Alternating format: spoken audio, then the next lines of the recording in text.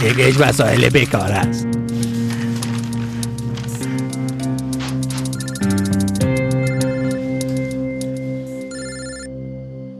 بله. چطور هستی؟ تو حالی گپا بانو بگو که چرا زنگ زدی؟ باید همراهت گپ بزنم. تیرت بیار، بین ما و تو دیگه گپی باقی نمانده. وقتی میگم میخوایم همراهت گپ بزنم پس قبول کن. دست بسیار مهم است. بعد از شاش به دکانت میایم، درست است؟ درست است. شما بیاین باز گپ میزنیم. درست است؟ چی میکنی پدر؟ همسایه زنگ زده بود، میگفت به خاطر تبریکی دکان پیشتان میایم.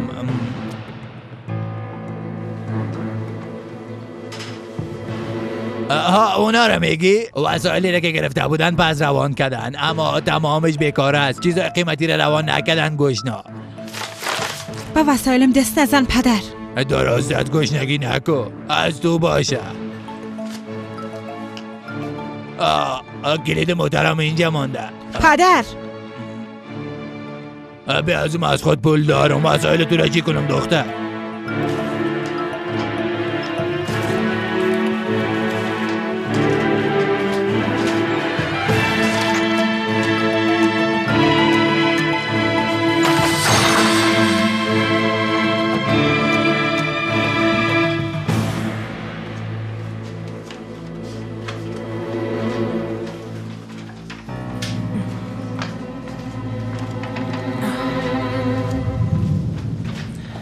این دیگه چه قسم آدم است؟ به خدا هیچ غیرت نداره. چطور رفته اینا را ازشان گرفته دخترم؟ بته که تمام اینا را سوختانده بخاری رو همراهش گرم کنم. بته دختر، تا وقتی که این آدم قابل چشمایت باشه فراموششان کرده نمیتونی. نمیخوای من فراموش کنم.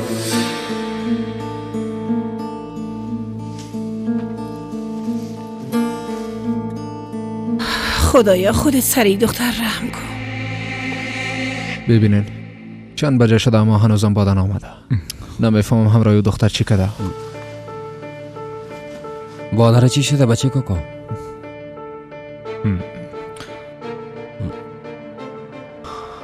امروز همراه باده صبحانه خوردیم. بسیار خسته معلوم می شد.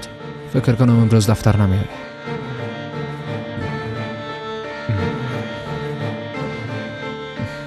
امشب برنامه نداری بچه کوکو؟ نه خیر، چی گپ است؟ میخوایم با هم کم گپ بزنیم. بسیار خوب خواهد شد بچیم. در زمین بعضی گفتنی ها برات دارم. خیرت باشه محمد.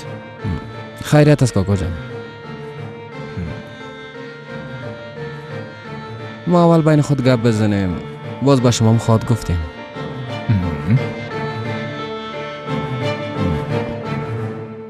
زنده باشین خاله حمیده. شما چطور هستین؟ چطور باشم دخترم؟ ده این حالت چطور بودم میتونم؟ اوف، راستش هیچ وضعم خوب نیست. فکرم کاملا طرف توز باده دخترم. به اینقدر زحمت از خانه خود کوچ کردی، اما به تو هیچ کمک کردن نتانستیم جانم. مهم نیست خاله حمیده، کافیست که از صحت کامل برخوردار باشه. به خدا گپ زدن امروی تو به من آرامش میبخشه. گوش کن، بیا که یک چای بنوشیم. من بسیار میخواستم خاله حمیده، اما یک موضوع مهم است که باید همراه پدرم حل بسازم. اگه بیکار شدم حتما میایم. من دیگه نمیفهمم. میخوایم امروی چای بنوشیم. گپ مفهمیدی؟ من منتظر هستم. حالا دیگه. حالا جانم، روز بخیر. خداحافظ.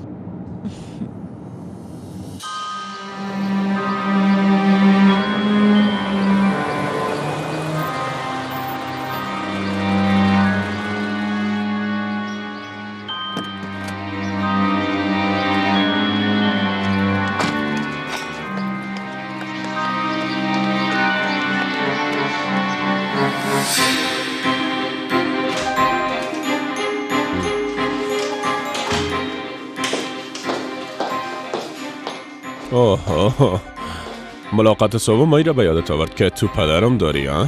از برکتتان این موضوع را هیچ فراموش کردن نمیتونم. ببینین، من کوشش میکنم به خاطر خانواده ما سهولت یک زندگی را فراهم بسازم. از این خاطر از شما حمایت هم نمیخوایم. اما از برکت شما دیگه حتی به کارم رفتن نمیتونم. نمیفهمم همراه یوسف در مورد چی گپ زدن. چرا؟ تو میترسی؟ من شما را دوست فکر میکردم.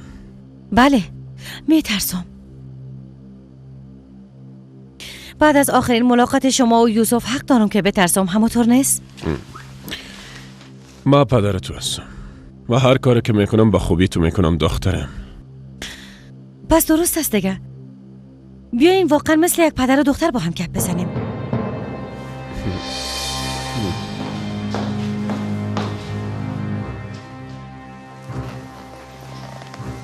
لطفاً برام بگوین شما با یوسف چی گفتین؟ چیز مهمه نیست. ما با یوسف یگانه راه ادامه دادن دوستی تو رو گفتم. منظورتون چیست؟ عروسی شما دو نفر.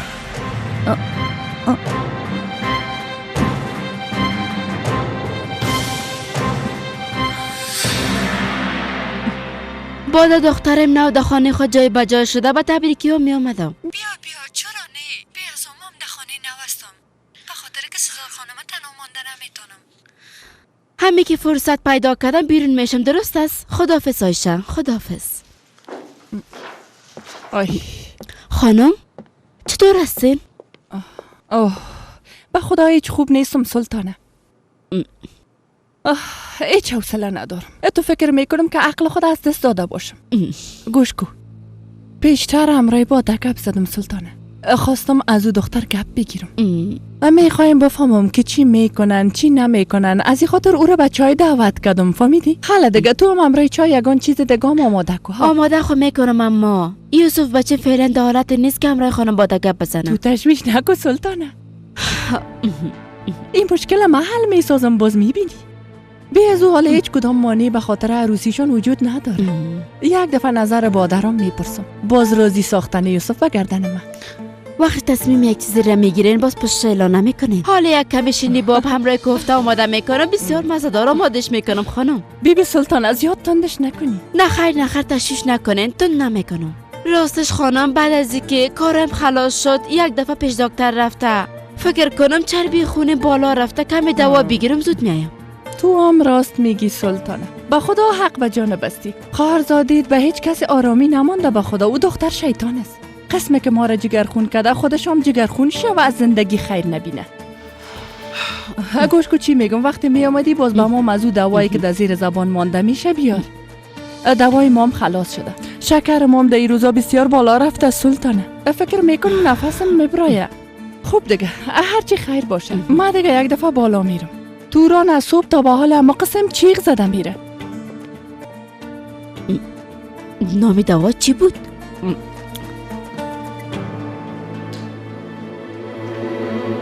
نه که عقلتون از دست دادن. چطور تانستین برش بگوین که همراه دختر عروسی کو؟ بعد از این طرف یوسف خان چه قسم سل کنم؟ با ما فکایی نگو دخترم.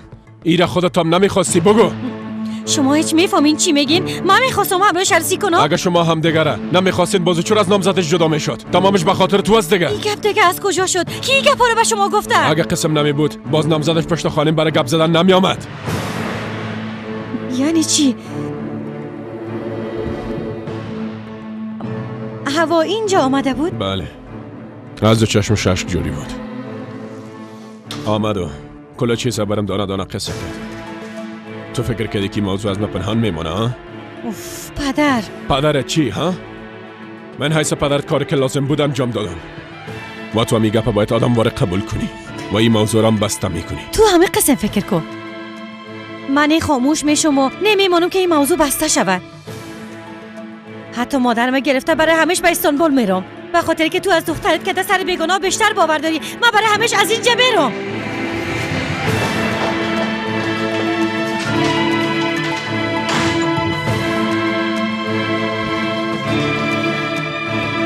خدا لعنتت کنه.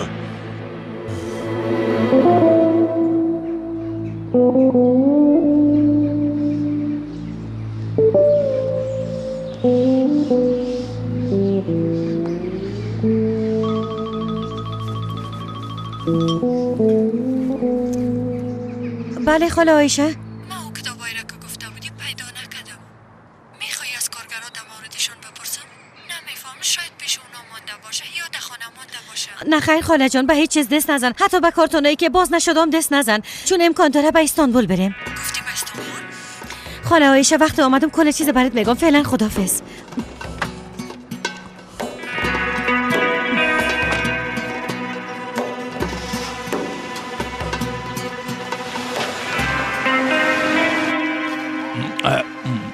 گفتم شیرینی برم که دان ما شیرین شود. کار خوبی کردی. دکانت بسیار زیباست و موقعیت خوبم داره. وقتی که هوا خوب شود باز از یام زیباتر میشه. راستی تو کدام کار نو پیدا کردی؟ موتورای کرایی داری؟ بله اما تیا کار است، اما کم میترسم رمزی پدر. اما بعد از این متوجه می باشم. فقط متوجه کاروبارم می باشم پدر. و به خاطر هوا.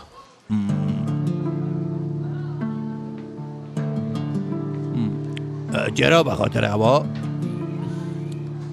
ما در روز نامزدی هوا و یوسف اونجا آمده بودم، خبر داری؟ نه خیلی خبر نداشتم. چرا آمده بودی؟ میخواستم مانع نامزدیشان شوم. میخواستم محفلشان خراب بسازم. باز هوا را دیدم و در چشمایش عشق دیدم. اما قسمه که من میسوختم هوا محمد در عشق یوسف میسوخت. اما نتونستم مانع او شوم. به خدا من خبر نداشتم جونی. هیچ نمیفهمیدم که هوا را قدر دوست داشته باشم رمزی پدر. او وقت دلش به دست آورده نتونستم. اما حال هوا خوش نیست. در دور از همه بیشتر درک میکنم. فعلا تنها خواست ما خوش ساختن هواست. کمکش میکنیم یوسف فراموش کنه. یعنی ای که پدر اگه خواستان باشه امشب به خواستگاری هوا میایم.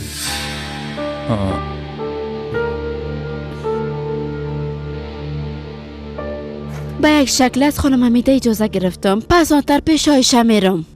خواستم برات خبر بدم تا دوباره برم زنگ نزنی. درست است. من بیرون هستم، هوای تازه میگیرم. همین که امرای او زنگ گپ زدی برام خبر بده. درست است؟ درست است شریک جان، درست است. تشویش نکن. خوب دیگه، خداحافظ. راستش چی دروغ بگویم؟ من از تو هیچی توقع نداشتم. راستش مم نمیخواستم اما قلبم گپ کس را گوش نمیکنه. خب نمیخواین چیزی بگوین؟ به خدا هیچ نمیفهم که چی بگویم. اگه هوا با نام نیک به خانه خان جغلوها رفته عروسی میکرد، نامزادیشان فصل نمیشد، باز من راحت میشدم. ایره خب میفهمی وقتی بخوایی با قسم خانواده ها پیوند بسته کنی باز جیبت پرپول و نامت هم نیک میشه. یعنی حالا به خاطر یک چند اشتباه خرد و کوچک نمیخوایم دخترم در تمام زندگی رنج بکشه. هیچ تشویش نکنین رمزی پدر. ما با هوا یک زندگی بسیار خوب میسازم. یعنی هرچی که دارم بلام شما میکنم. بعد از عروسی هیچ چیز ما از هم دیگه جدا نخواد بود. درست است. امشب منتظرت هستم بچه. زنده باشین پدر جان. تو دفتن از کجا آمدی؟ ها؟ ایره بیبی، یعنی حالا باید یک آرزو کنم؟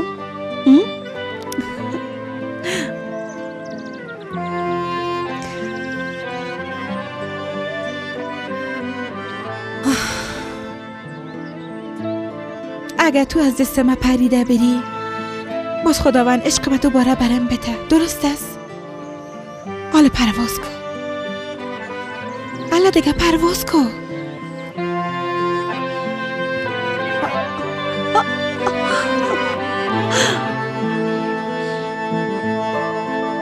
خوش آمدی یک دانیم. خوش باشین خاله حمیده جان. بیا جانم بشی.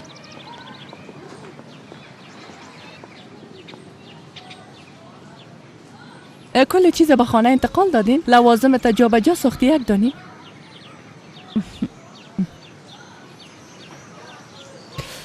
زنده باشی دخترم. محمد زنده باشه. اینقدر آدمای زحمتکش برام روان کرده بود که کارا رو در ظرف یک روز خلاص کردن. صبحم شنیدم که تو را به صبحانه دعوت میکرد. میبینم که زیاد متوجه تو هست. چرا لب روید کشال است باده؟ نه خیر، کدام گپ نیست. دخترم ما گرمی و سردی روزگاره بیشتر از تو دیدیم، هیچ چیز از چشمم پنهان نمیمانه. محمد تو را ناراحت ساخته؟ نه خیر. بیبی باده جان، اما مثل مادرت هستم. تحمل کردن نمیتونم که تو یک قسم جگرخون باشی. به نظرم محمد به تو کمی علاقمندی داره. اگر تو را ناراحت میسازه برم بگو که یک بار گوش شکش کنم. نه خیر، یعنی بله کمی متوجه من هست، اما ما با هم گپ زدیم و تصمیم گرفتیم که با هم دوست باشیم. یعنی احساسات خدا برات گفته؟ بله مشکل نیست، اما ما با هم جور آمدیم. پس چرا هنوزم لب روید کشال است؟ خاله حمیده، شما به ما گفته بودین اگه پدرت برات مشکل خلق کرد بیا برام بگو. بله گفته بودم جانم. واقعا نمیفهمم این گپا چه قسم بگویم، اما امروز صبح مرا بسیار جگرخون ساخت. چی برات گفت دخترم؟ پدرم رابطه ما و یوسف خانه اشتباه درک کرده. آی جانم دیگه چی گپ است؟ شما خو همکار هم دیگه هستین، با هم کارم میکنین. ما هم همین رو برش گفتم که ما و یوسف فقط با هم دوست هستیم، اما نداره دیگه دخترم. پدرم میگه اگر میخواین دوستیتون ادامه پیدا کنه پس بهتر است که با هم عروسی کنین.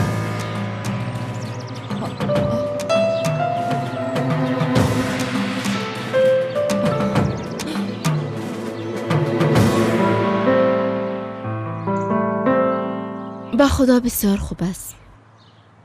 یک خانه خرد است اما بسیار زیباست. خدا شما را در اینجا آرام داشته باشه. بان دیگه سلطانه، تا وقتی که جلال باشه آرامش ما آرام است. چی به شده خدا دختر؟ نه که بازم مشکل درست کرده. چی بفهمم؟ امروز صبح یوسف خان آمده بود و بعد از او آقا جلال آمد. من همراه سزار خانم مصروف بودم. نمیفهم که بین او دو نفر چی گپ شده بود، اما بسیار سر صدایشان بالا رفته بود. با هم چی گفته باشن؟ من دیگهش نمیفهم سلطانه، اما ای را میفهمم که باده گفت لوازم جا به جا نسازیم، شاید که به استانبول بریم. نمیفهم با او دختر چی گفته. این گپم قابل تشویش است. مثل استانبول یک جای مقبول دیگه از کجا پیدا میکنین؟ در ضمن این قسمی از تمام جنجالا نجاتم پیدا میکنی. حالا که فرصت پیش آمده همراه باده گپ بزن، هر چه زودتر از اینجا بریم. راستش تو هم راست میگی سلطانه. از این جنجالای پدر و دختر خسته شدیم. در این مورد امرا یوسف گپ زدی دخترم؟ نه خیر، گپ زدن نتونستم. بیازو وقتی من خانه آمدم یوسف میخواست برن. من واقعا حدس نمیزدم که پدرم یک قسم یک گپ شرم‌آور گفته باشه. نمیفهمم بعد از این چه قسم طرف یوسف سیل کنم. از پدرم این توقع را نداشتم. اگر راست بگویم باده دخترم، ما از پدرت قدر توقع نداشتم. مرا ببخشن خاله، شما رام جگرخون ساختم. حالا دیگه به اجازهتون من میرم. اما باده جان، این گپ خو قابل تشویش نیست. هر پدر و مادر در مورد خوشی اولادش فکر میکنه، اما تو نیست. یعنی فکر نمیکنم که پدرت بدی تو را بخواد تشویش نکو جانم. اگر نیتش بدم نباشه بازم کار خوب نکده خاله. من حالا طرف یوسف خان چه قسم ببینم؟ تو هم چی گفته میری؟ یا امکان داره که طرفش سل نکنی باده جان؟ نمیفهمم. به نظر من بهتر از همراه مادرم برای همیشه به استانبول برم. فکر میکنم بعد از او پدرم راحت میشه. با خدا با این گپایت مرا متعجب میسازی. دخترم تو زندگی خود ساختی، وظیفه پیدا کردی، به پایای خود استاد شدی. یعنی نباید به خاطر این گپ حق و ناق عصبانی شوی جانم. شما بگوین دیگه چاره دارم خاله حمیده. ما و یوسف با هم عروسی کردن نمیتونیم. چرا یک قسم فکر میکنی؟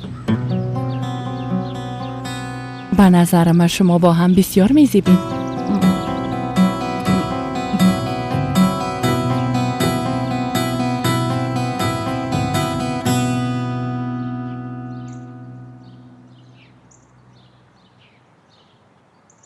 خاله چی کردی؟ گپ زده تا نیستی؟ آقا جلال چی کرده؟ دختر جان ما چی وظیفه خود انجام ندادیم؟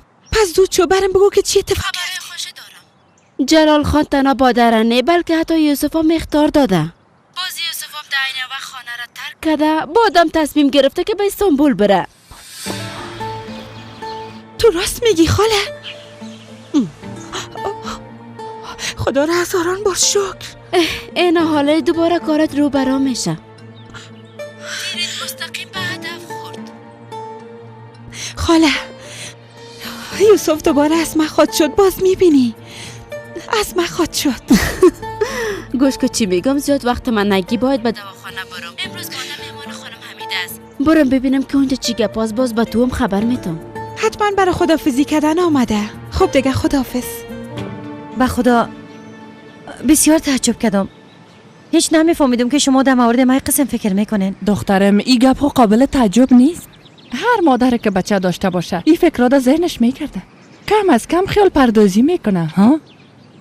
و اگر نظر مرا بخواین باز شما با هم بسیار میزیبین دخترم. قدمتان با هم برابر است. رسم و رواجتان، اخلاقتان، خلاصه بگویم با یکی دیگیتان میزیبین. اما خاله حمیده جان، یوسف عاشق کس دیگه است. شما نمیتونین از این موضوع چشم پوشی کنین. او هنوز هم هوا را دوست داره. بلیاز خدا، بلیاز خدا باده جان. اگر نام او شیطان به زبانت آوردی به خدا قسم میخورم که فشارم بالا خواهد رفت. دخترم صدقیت شما. شما خوب هستین؟ براتون آب بیارم؟ آرام باش، من خوب هستم. من از تو یک چیز میپرسم و تو هم به من صادقانه جواب بده. اگه او دختر در زندگی به چیم نمی آمد، یعنی اگه عوا در زندگیش نمی بود، باز تو یوسف بچه من انتخاب میکردی باده؟ راستش نمیفهمم. یوسف انسانی است که هر دختر عاشق او شده میتونه. اما به هر صورت بهتر است که در این مورد گپ نزنیم خاله. بیازوحال وضعیت آشکار است. باده جان، شاید تو متوجه نشده باشی اما تو یک دختر بسیار مقبول هستی. ای را باید قبول کنی. بر علاوه تو یک دختر بسیار خاص هستی. شما جوان هستین، باید ای گپ درد کنین. این موقع را نباید از دست بدین. یعنی رابطه شما مثل عاشقای امروزه که من تو را دوست دارم، تو هم مرا دوست داری. ای گپا نیست دخترم. ای را باید درک کنین. میفهمی که عشق چی است؟ عشق ای است که دو نفر در عین وقت عین چیز احساس کنند و دو نفر در عین زمان یک مسافه را سپری کرده بتانند. امیر عشق میگن دختر مقبولم. باش که یک گپ دیگران برات بگویم یک دانیم. اگر یک خانم یک مرد از اعماق قلبش دوست نداشته باشه، باز امرش یک عمر سپری کده میتونه ها؟ نه خیر نمیتونه باده جان. همیشه بهانه میکنه که کار داره. در موردی فکر کو دختره. ببینین شما غلط درک کردین خاله حمیده. ما و یوسف فقط با هم دوست هستیم، همه قدر. بلی از خدا باده. تا به حال ما به تو چی گفته میرم؟ ها؟ فکر میکنم هیچ متوجه گپایم نبودی. یعنی گپای ما هیچ پیش تو اهمیت نداره اما تو نیست؟ البته که بسیار اهمیت داره، اما راستش از گپایتان متعجب شدم. زندگی همه قسم است. گاهی کس را متعجب میسازه و گاهی جگرخون میسازه و بعضی اوقات از کسی که هیچ توقع نداری برای توفه میده. ها؟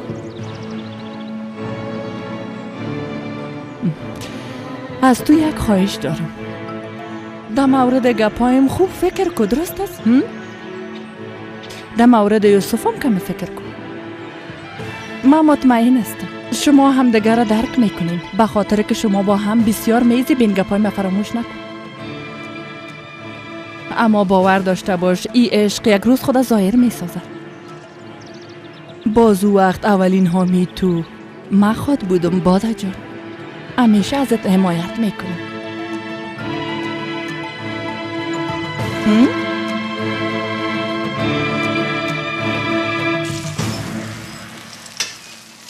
خسته نباشی شریف خانم. زنده باشی. با شب کیک آماده کو شریف خانم، به خاطر که مهمان داریم. بیبی ما هم برات بقلاوه آوردیم. توبه توبه کی میایه؟ خسته نباشین مادر جان. زنده باشی دخترم، بسیار خوش معلوم میشی. بیبی امشب برام نگویی که با دیدن خاله میرم یا با گرفتن هوای تازه میرم، باید در خانه باشی، درست است؟ باز چی گپ است مادر؟ شما فقط گپ مرا گوش کنین، چیزی نپرسین.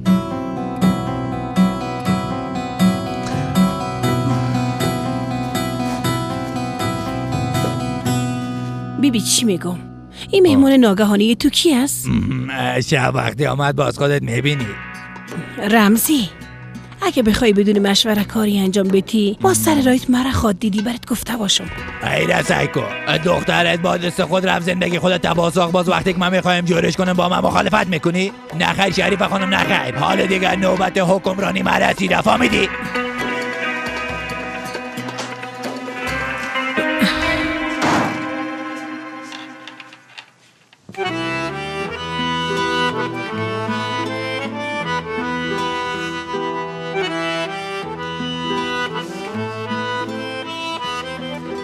طرف قوارد دیدی بیادر جان؟ از وقت آمدی لبورید کشال است، اگه کسی ببینه فکر میکنه به خواستگاری به زندان میریم. از وقت قوارد دیدیم عاشق شدیم، اما این بچه هیچ نمیفهمه. بیادر اگه عاشق شوی گپ کس دیگر میشنوی؟ به خدا عاشقی بد درد از بیادر. شنیدی نه عادل؟ شنیدی؟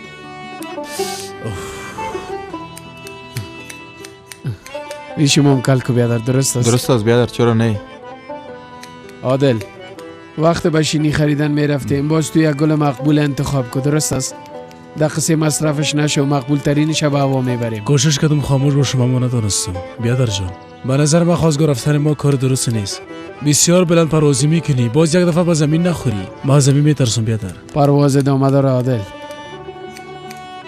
بعد از این با خوشی ها پرواز میکنم، باز میبینی که کل چیز خوب میشه. انشالله که همه قسم شود. میشه عادل، این بار حتما میشه. احساس خوب دارم. یک دانیم در مورد گپای ما خوب فکر کو، درست است؟ یوسف، تو این جسی؟ با دیدن خاله حمیده آمده بودم، بیا زو حاله میخواستم برم. تصادف است دیگه، چقدر خوب شد که تو هم آمدی. حالا دیگه ما به شما قهوه روان میکنم، شما بالا برین، هوا بسیار خوب است.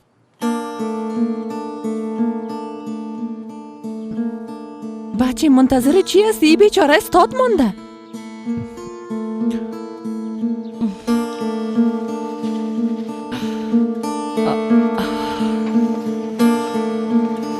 یوسف، من همراه پدرم گپ زدم، فهمیدم چی چیز شرم‌آوره گفتن. به خاطر که نمیفهمیدم چی برات بگویم نتونستم برات زنگ بزنم. با خودم هم همین قسم بودم. معذرت میخوایم. من از طرف پدرم ازت معذرت میخوایم. بازم با گپای حق و ناحق تو را جگرخون ساخت. لازم نیست تو معذرت بخوری. معلوم میشه کسی به پدر چیزی گفته. باز پدرت هم عصبانی شده و عصبانیت چم سر ما رفت ساخت. هرچی که دادنش آمد برم گفت.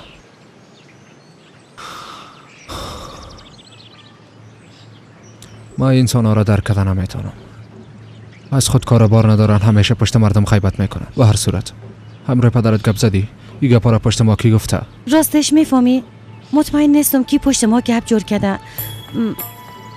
شاید پدرم خواسته با این کار مرا زجر بده. قبل از یعنی بعد از مرگ بیادرم به خاطر یک موضوع بی ارزش مرا بسیار تحقیر کرد و هیچ متوجه نیست که با این کاراش از همه بیشتر خودش ضرر میکنه. و حالا چی میکنی؟ بعد از این همراه ما کار میکنی یا نه؟ باید تصمیم درست بگیری. نباید عجولانه تصمیم بگیری. اگه مانع پدرم نشم اوضاع از چیزی که هست بدتر میشه. اما خودم هم نمیفهمم که چی کنم. به نظر تو آله باید چی کنم؟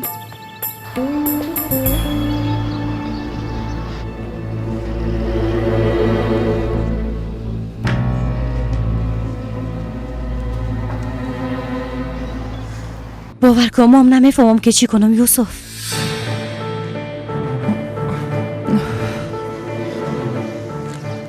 بچیم خوش آمدی. خوش باشی خانم کاکا. بادا آمدم؟ ها بچیم پیش نرو. بادا بازم امروی پدرش گفتگو کرده. بسیار اصرار کردم که برم بگویه اما چیز نگفت. حالا که یوسف دید به نظرم میخواه کمرش گپ بزنه. ازت میخوایم بیرون نری بچیم ها، یعنی پیش اونا نرو، بان که کمه با هم گپ بزنن. اگه تو را ببینه باز چیز نمیگه. درست است. فهمیده شد.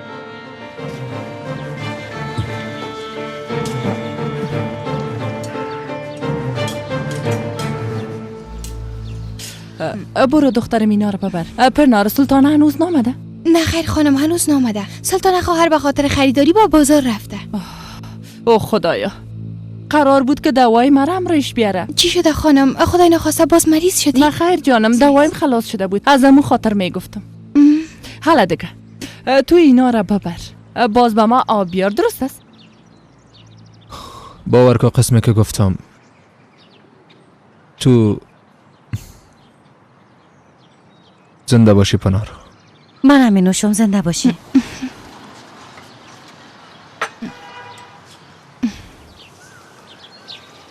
در مورد پدرت چیزی گفته نمیتونم. تصمیم زندگیت خودت باید بگیری. تا جایی که فکر میکنم رای دیگه به نظرم نمیرسه. فهمیدم. به هر صورت بازم معذرت میخوایم. لازم نیست که معذرت بخوایی. بهتر است که من دیگه خانه برم.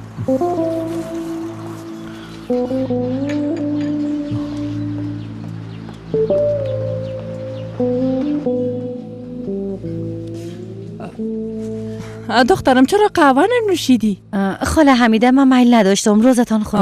کس خاطر از خانه نکشیده؟ کجا میریده ای وقت؟ نان خورده باز برو. باز کدام وقت دیگه؟ درست است جانم، هر قسمه که تو بخوای من تو را امرایی میکنم ها. نه خیر، خود هیچ به زحمت نسازن، من خودم میرم. درست است، هر قسم که خواسته باشی.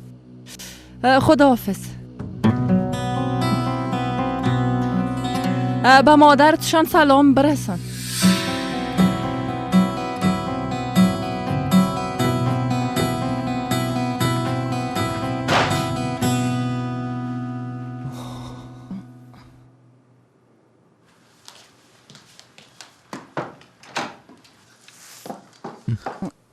یوسف جان، چی گپ شده جان مادر؟ ها؟ ای دختر قسم رفت که ما او را از خانه کشیده باشیم. حتما پریشان بوده دیگه. کمی همراش گپ زدم. ای را خو میفهمم. او دختر با ما یک ساعت قصه کرد. آقا جلال میخواه که شما ازدواج کنیم. من تشویش ای گپ دارم که تو چی جواب دادی؟ بادا میخواه به استانبول کوچ کنه. من برش گفتم خودت میفهمی. خوب کردی. والله بالله آفرینت بچه. حال فهمیدم که او دختر چرا اقدر ناراحت شده رفت. گفتی دلت که میری یا دلت که میباشی؟ با ما فرق نمیکنه. بس چی میگفتم مادر؟ مرا با او چی؟ با خدا هیچ باورم نمیشه بچه.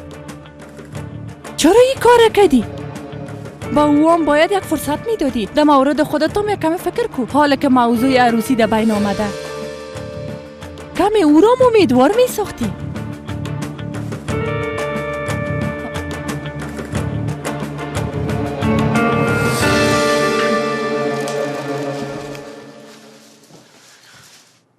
شکر که بالاخره اومدی.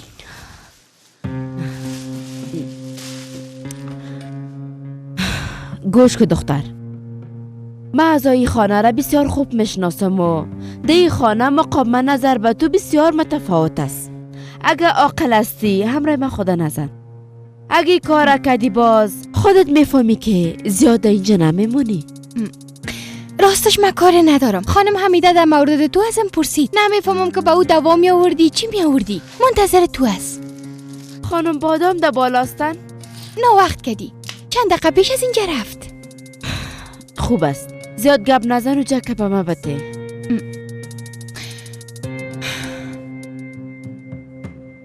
شما هیچ متوجه نیستین چی میگین.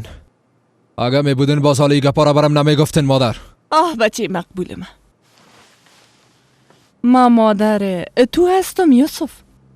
مادرت بدی تو را نمیخواه بچی گلم.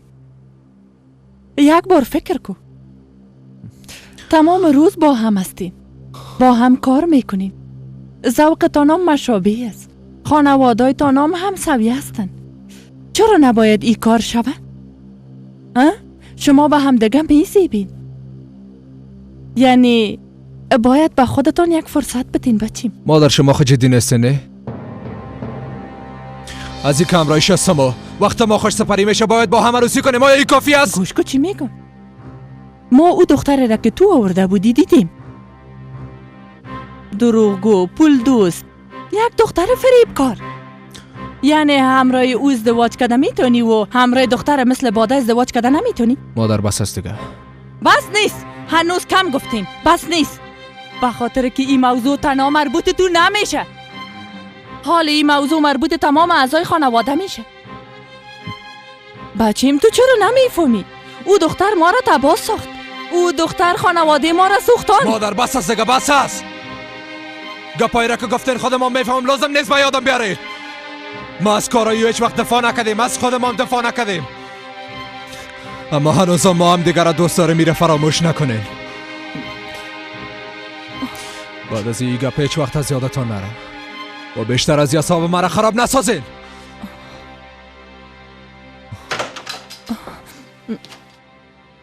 بچه ترسیدم بچه.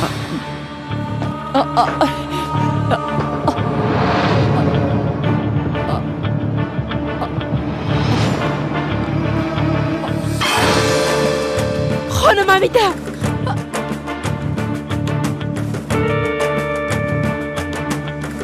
خانم امیده، خانم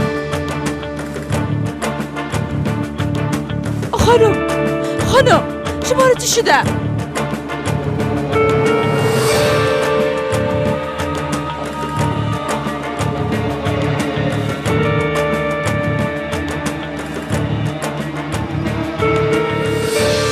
مادر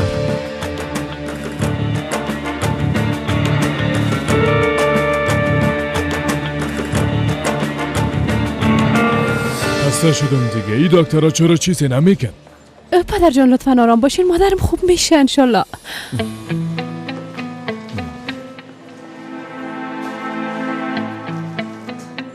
دکتر صاحب حال وضعیت مریض توصیه میده که از قارب مریض با ما بیایه. بفرمایین.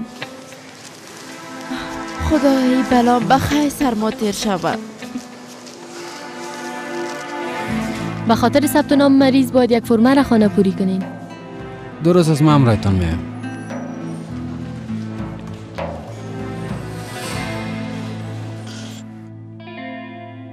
مادر شما در استانبول همراه پدرم مرا به پارک لونا برده بودن، یادتان است؟ کسکولوسی، کاواک. اما شما همیشه میخواستین که بالای پل بریم. میخواین که بالای او پل بریم؟ من همیشه همراهتان میباشم. راستشی خانه به ما بسیار خوب بود مادر جان. اما چی کنم دیگه؟ پدرم به مراه دیگر باقی نمانده. بالایم قدر فشار آورد که مجبور شدم این تصمیم بگیرم. یوسف، یعنی همون کسی که شما او را کریم میگین، یک مرد بسیار خوب است، خوش قلب است، یک مرد واقعی. موضوع عروسی نباید برش گفته میشد، نه به خاله حمیده و نه به یوسف. مادر میفهمین ازش چی پرسیدم نظر تو چی است؟ ما چه توقعات داشتم و اون با وضعیتی که یوسف داره. خاله حمیده اقدر مرا امیدوار ساخت که ما بانن پشتش نکردن. مادر،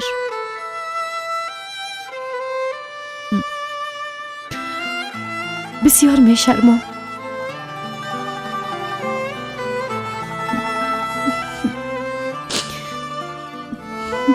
کاش که بتونستین همراهم کپ بزنه.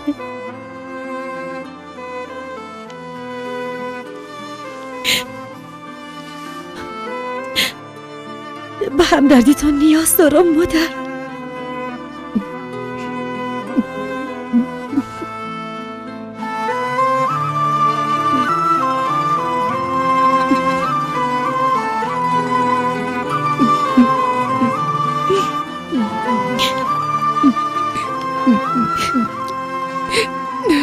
دختره نشر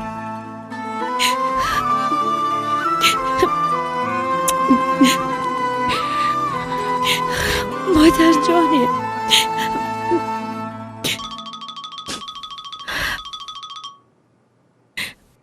محمد چی؟ تو چی میگی؟ هیچ باورم نمیشه. درست است ما همیال اونجا میایم.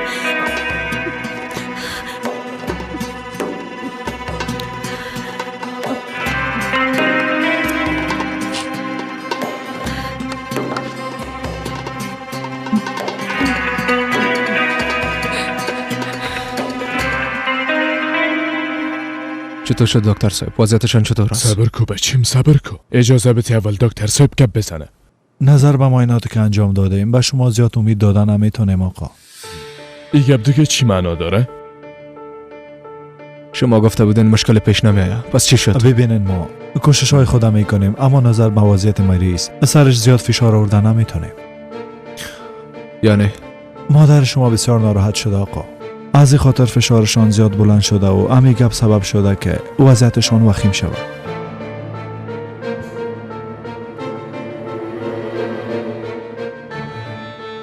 خب حالا چی خود شد؟ خانم امیده تحت مراقبت جدی می باشند اما خوب است را بفهمین که خطر مریضی قسم اشخاص با گذشت زمان افزوده میشه.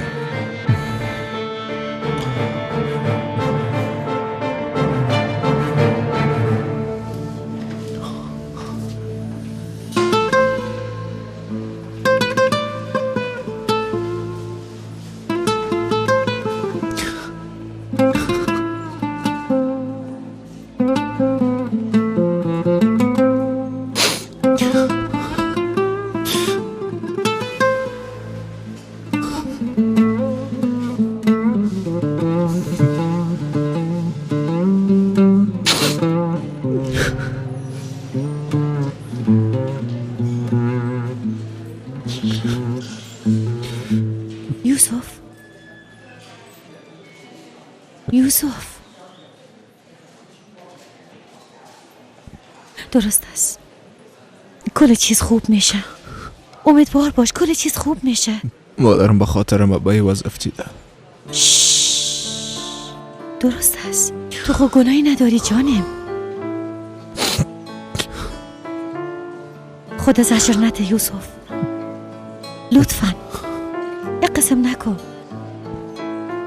حالا دیگه بخیز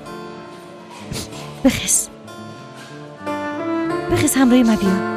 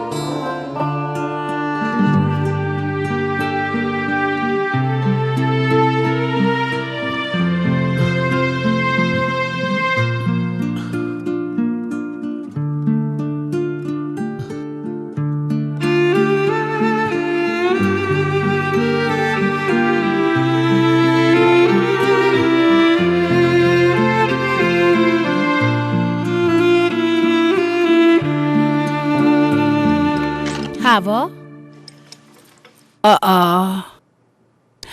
من برای چند بار بگویم تا که اینا در مقابل چشمایت باشه تو خوب شدن نمیتونی. من می قسم راحت هستم. بته اینا رو به من دختر. مادر لطفاً مرا راحت بانین. دایی وقت کی آمده باشه؟ هوا دروازه رو باز که دخترم. خودت چرا باز نمی کنی؟ اجازه بده که هوا باز کنه. توبه توبه، من خودم نمیفهمم چی فرق میکنه که کی باز کنه. چی گپ شده پدر ها؟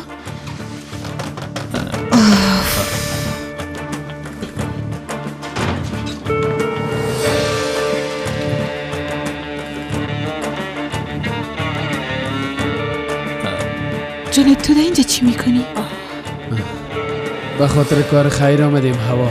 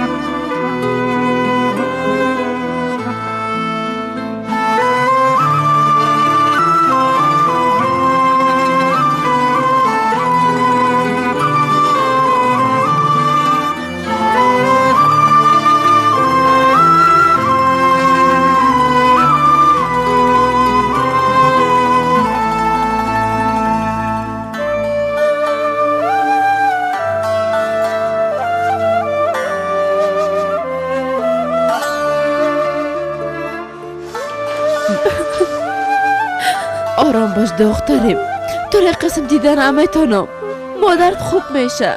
درست است؟ برش دعا میکنیم منور. آرام باش عزیزم.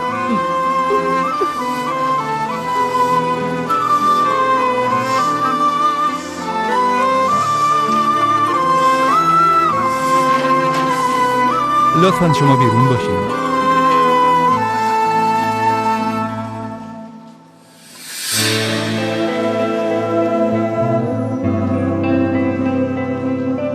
یوسف آرام باش.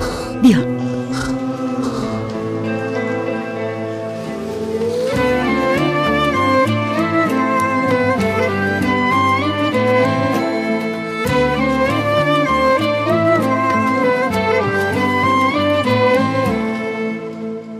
جونت بلیاز خدا حوصله شنیدن ای گپایت ندارم. لطفاً از اینجا برو. تو چی میکنی دختر؟ رمزی به خود بیا. کسی که به خاطر کار خیر به امروز یه قسم رویه میکنین از مهمان باید مهمان نوازی شود. از برکت تو به ما دیگه هیچ آبرو نمانده رمزی. درست است رمزی پدر، درست است، مهم نیست. بیبی اوا اگه میخواییم از اینجا میرم. پشت خودم سیل نمیکنم، اما یک گپ به تو میگم. به خاطر که مرا خوب درک میکنی هر کاری که میخوایی بکو، حتی طرف ما سیلم نکو، اما ما از تو منصرف نمیشم هوا. لطفا آمدن مرا به اینجا چیز دیگه فکر نکو. تنها دلیل آمدنم عشقم است. اگه ما به عشق خود باور نمی داشتم حتی همراهت گپ نمی زدم. یوسف و توی فرصت نداد، اما تو به ما این فرصت بده تا بتانیم با هم دیگه زندگی خوش داشته باشیم.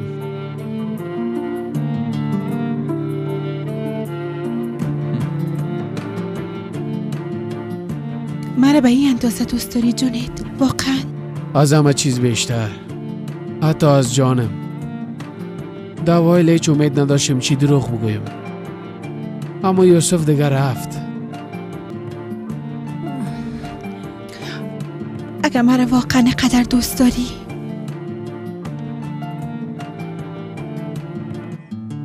باز کوشش کن که مرا درک کنی. درکم کن.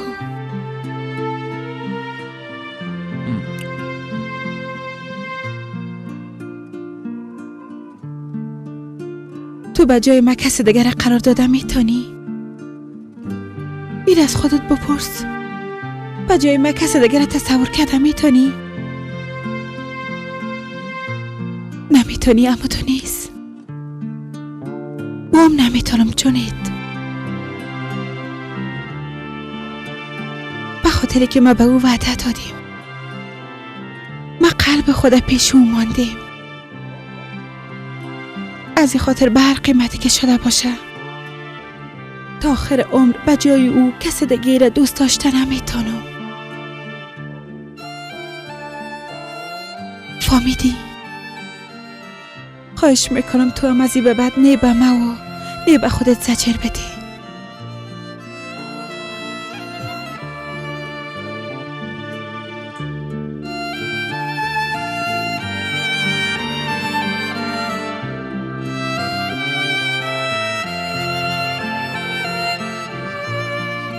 نگفته بودم گپای او را به دل نگی بچیم. او به خاطر که جیگرخون از قسم گفت. همین که آرام شد باز دوباره بیا.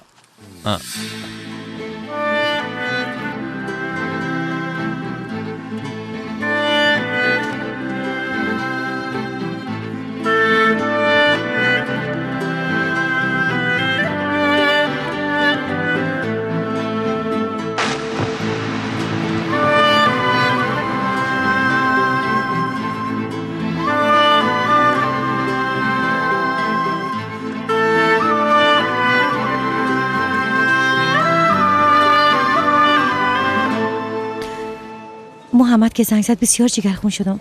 فکر کنم همین که من آمدم یه اتفاق افتاد. هیچ باورم نمیشه یوسف. خانم حمیده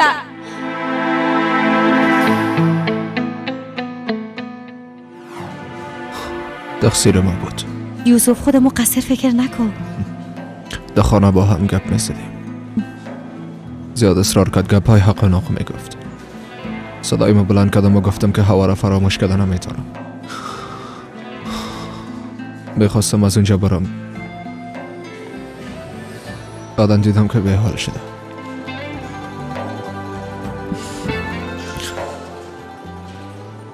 اگه او را چیزی شد چیزی نمیشه، تشویش نکن.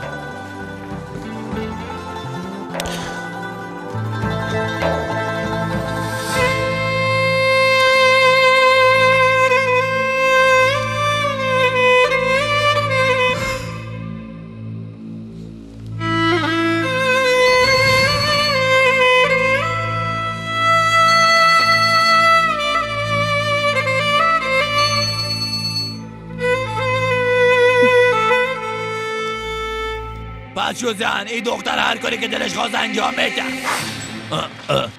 رمزی به لیاز خدا دختر راحت بان. تو خدا چی فکر میکنی ها؟ چی فکر میکنی؟ این کارا نکن. نمیبینی دختر جگرخون از رمزی. باز شروع نکن زن. من خو هنوز زیر چیزی نگفته. همین خسم سر دل خود هر کار کده که وضعیت سرش آمده. تو کی هستی دختر احمق؟ تو کی هستی؟ باش برات بگویم پدر، اما دختری که به خاطر 3 لیره از ما تیر شده بودی به یادت آمد؟ لطفاً چوب باش، چیزی نگو هوا. مقصد چی هست ها؟ من صرف به خاطر خوشبختی تو این کارا را میکنم. تو هنوزم دروغ میگی، هنوزم. آی گستاخی را میبینی؟ حال به نامو بچه شدی ها؟ حال تو را کی میگیره ها؟ کی میگیره دختر؟ نمیخوایم کسی من بگیره، نمیخوایم کسی امر مروسی کنه، نمیخوایم. از تو یک کارم ساخته نیست دختر احمق. برو بریم گم شو، برو. هوا دقیقه 3 گپای پدرت نشو دخترم.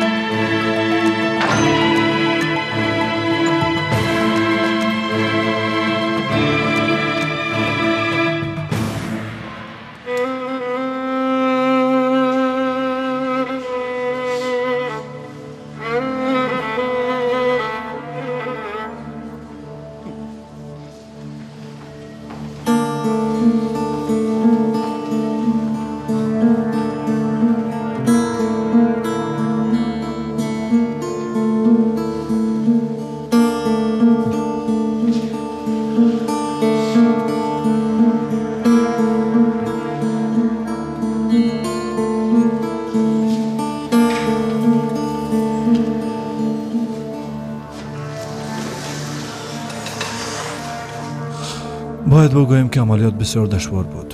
خانم امیده تا فردا باید تحت مراقبت جدی باشند. به خاطر که فشارشان پایین نامد ای اوضاع ادامه خواهد یافت. دکتر صاحب مقصد شما از گپ چی است؟ یعنی که زندگی اون هنوز هم به خطر مواجه است.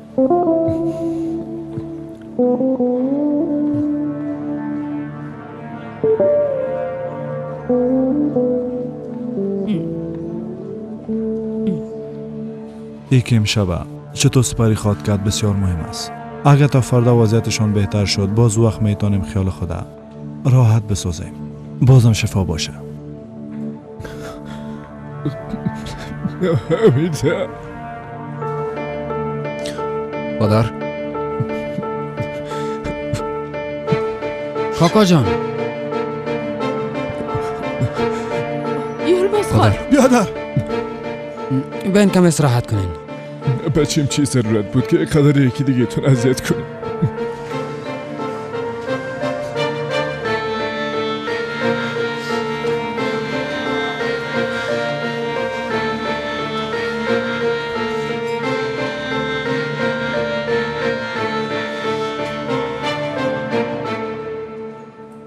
برات 50 دفعه گفتم که از دختر خیر نیست اما گوش نکردی. تو از دختره که تو را زندانی ساخت چطور می‌داشت میتونی بیادر؟ هوا قلب خدا به من به او داد. مرا او را انتخاب کرد. ای خو یک گپ عزیز بیادر جان. هوا او را دوست داره. خانجی اغلو هوای مرا قسم رد کرده نمیتونه عادل. حالا که هوا او را انتخاب کرده باز من باید هوا را ببخشه. او را میبخشه و خوشبخت میسازه. حق نداره امرای هوای من قسم کنه. با تو چی میگی؟ باید ببخشه. باز مام هوای خدا خوش دیده زندگی خواد کردم.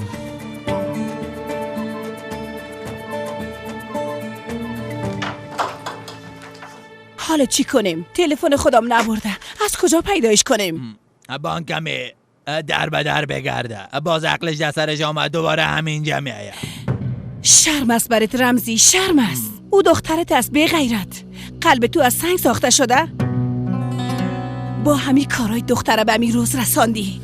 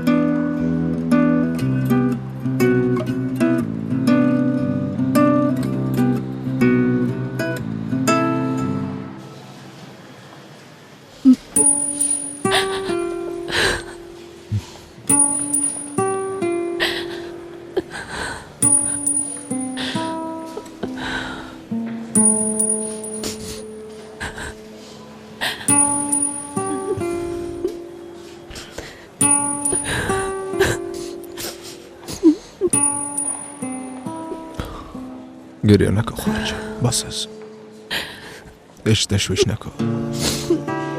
مادر ما خوب میشه. تا فردا هیچ مشکل باقی نمیم. فکر خرابت از ذهن جانت.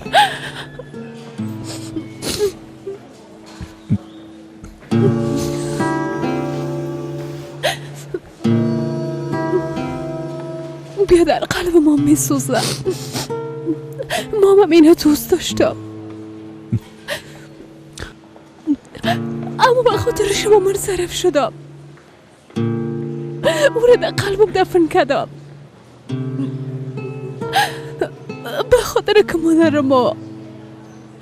شما خوش باشین. کسی را که دوست نداشتم قبول کردم بیادر.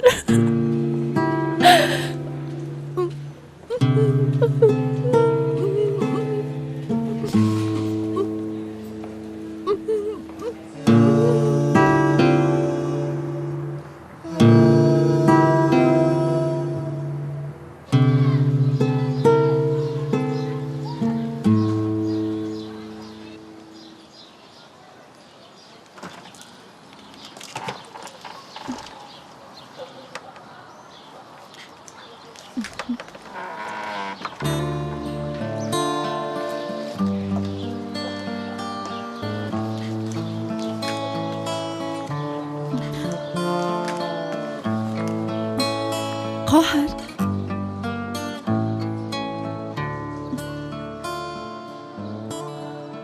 توپراک؟ خواهر جانم تو اینجا چی میکنی؟ توپراک؟ بخز بیا دیگه داخل بریم خواهر جان.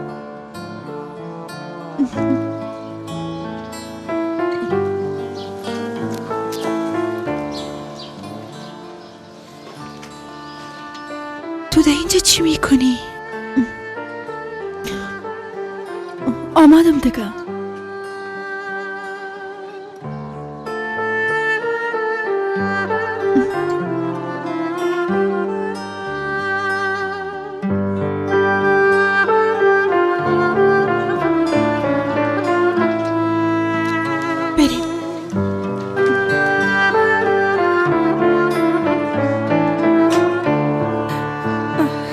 هوا خدا را شکر.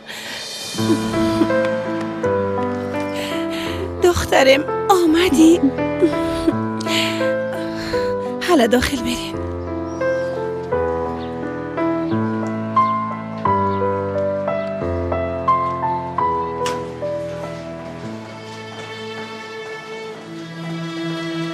یوسف تو خوابیدی؟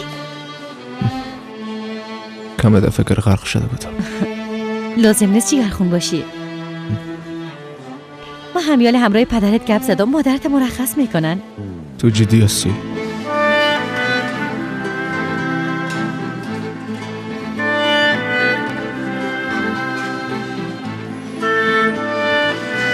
مادر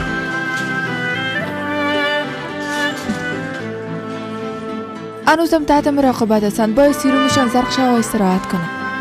درست است.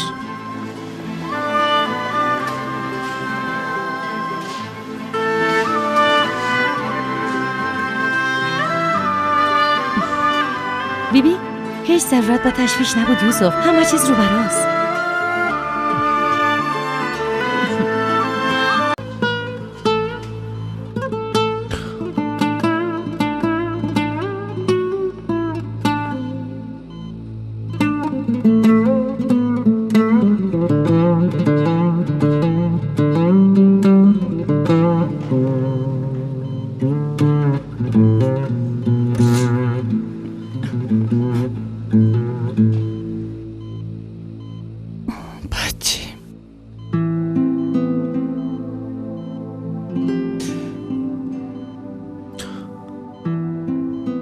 ما را بسیار ترساندین مادر، بسیار ترساندین.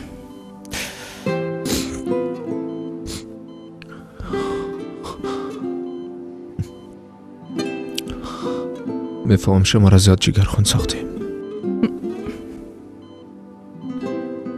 اما من نمیخواستم این قسم شود. شما خوب شوین، سر حال شوین، باز من خوب میشم، وعده میدم. بچیم درست است مادر، خدا خسته نسازین. بچیم تو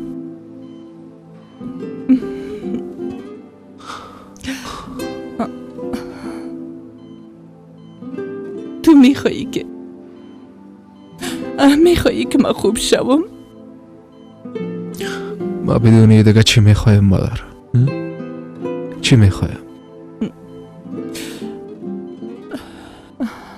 اگه اعتراض امرای باده عروسی کن.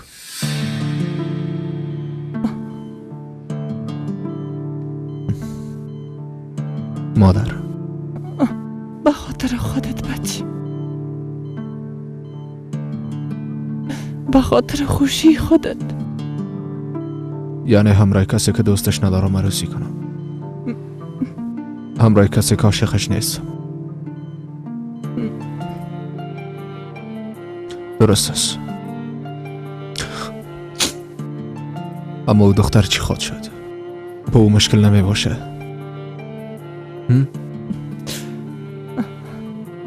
بله مشکل می باشه، بسیار مشکل می باشه،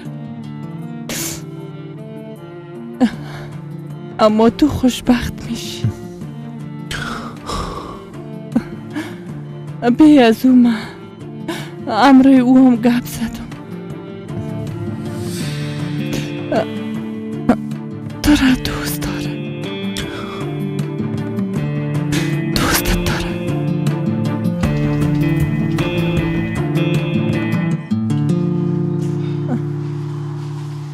یوسف خان اگه اجازه بدین میخوایم خانم حمیده را معاینه کنم.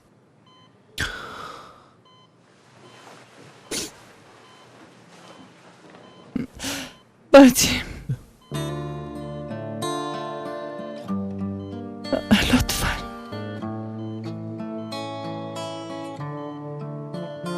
لطفا.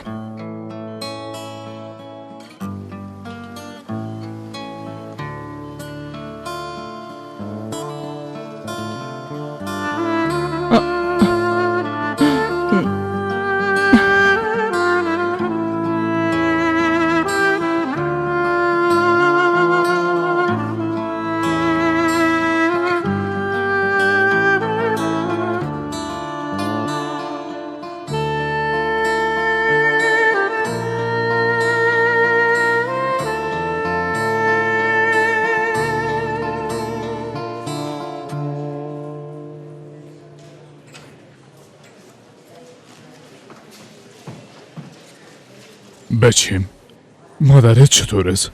مادرم خوب است بیادر. بله خوب است، فقط کمی خسته است.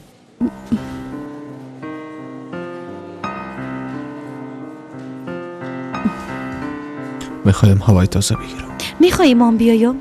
زنده باشی.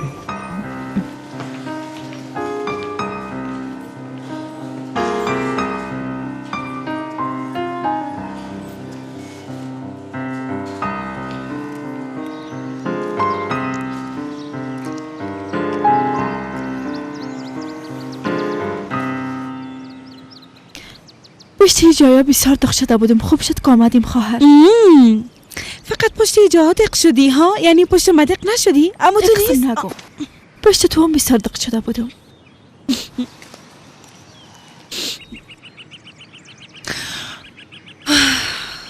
ما هم بسیار پشت دق شده بودم.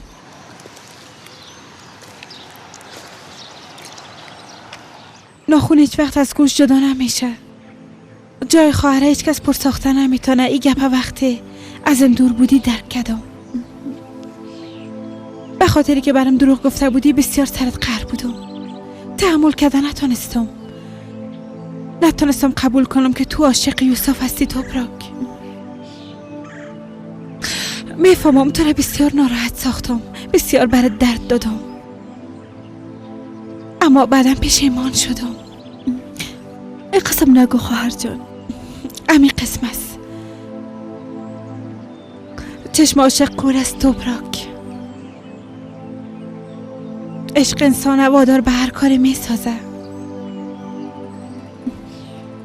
وقتی که ما عاشق یوسف شدم بازو وقتی قسم گپا را درک کردم.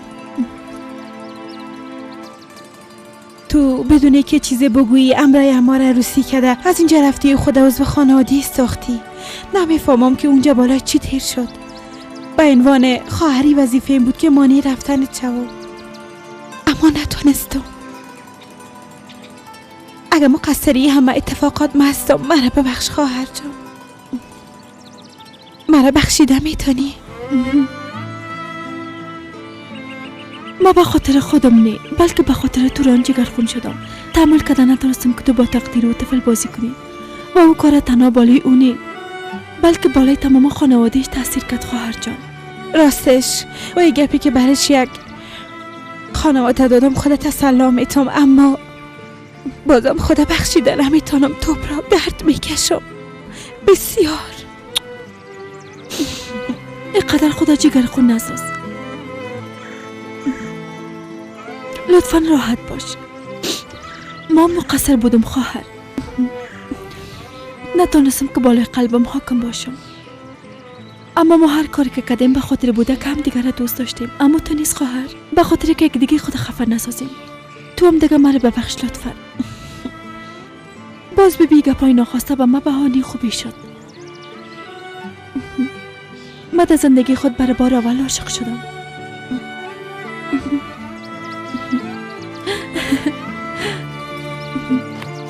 جان خواهر. جانم.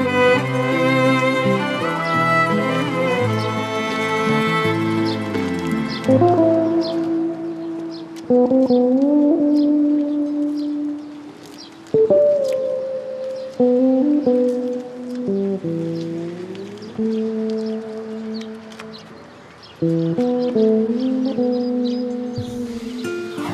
همراه دختر گپ زدم.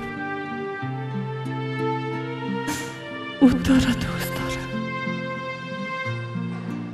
دوستت داره.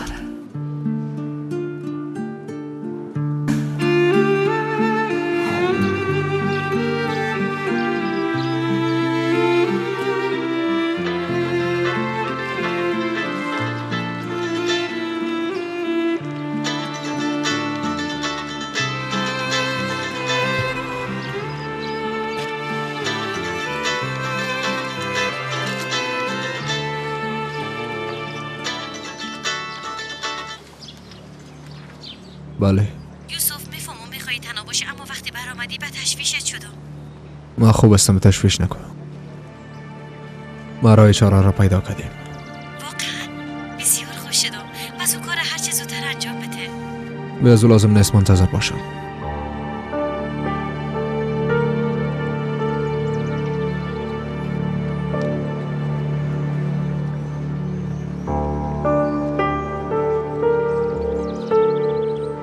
در وجود خود یک امید احساس میکنم. یک صدا برام میگه که یوسف پس میآید. من بدون او زندگی کردن نمیتونم، حتی نفس کشیدن نمیتونم.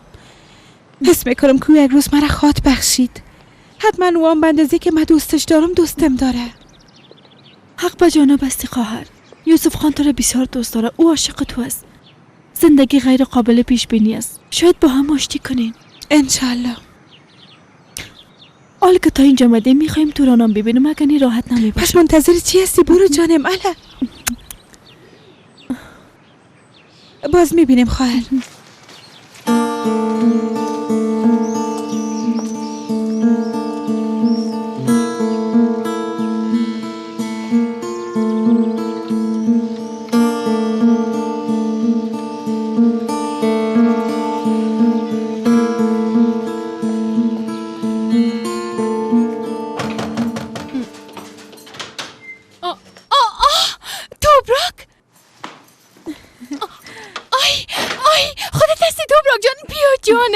بسیار پشت دق شده بودم.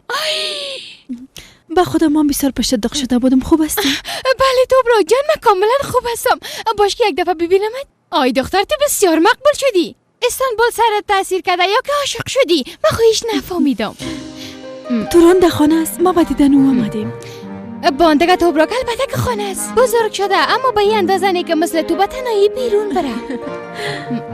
حالا دیگه بیا این قسم مثل بیگانه استاد نباش. به مثل کو من در آشپزخانه کم کار دارم. حالا تو برو، من بعداً پیشت میایم. باز شیشتاوی قهوه می نوشیم. درست است؟ درست است. آی جانم برو.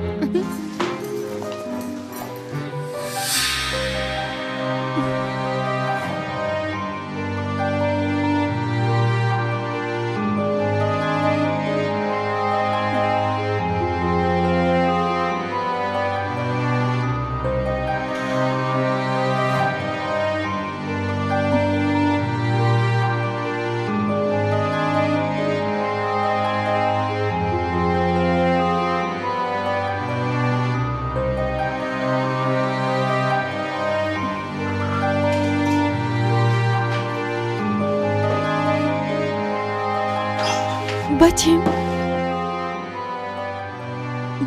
یوسف خان.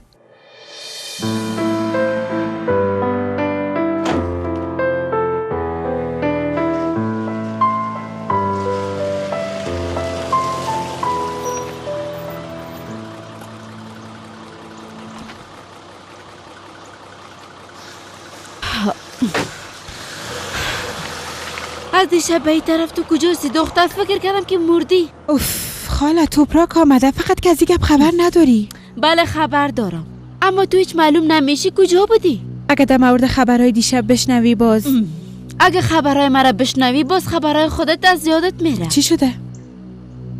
سرخانم حمیده حمله قلبی آمده. چی؟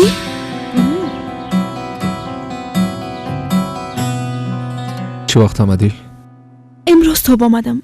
پشت توران بسیار دق شده بودم، خواستم ببینمش. تا حال خواب بود هم یالا بیدار شد. اوه بچه قندم چقدر بزرگ شده.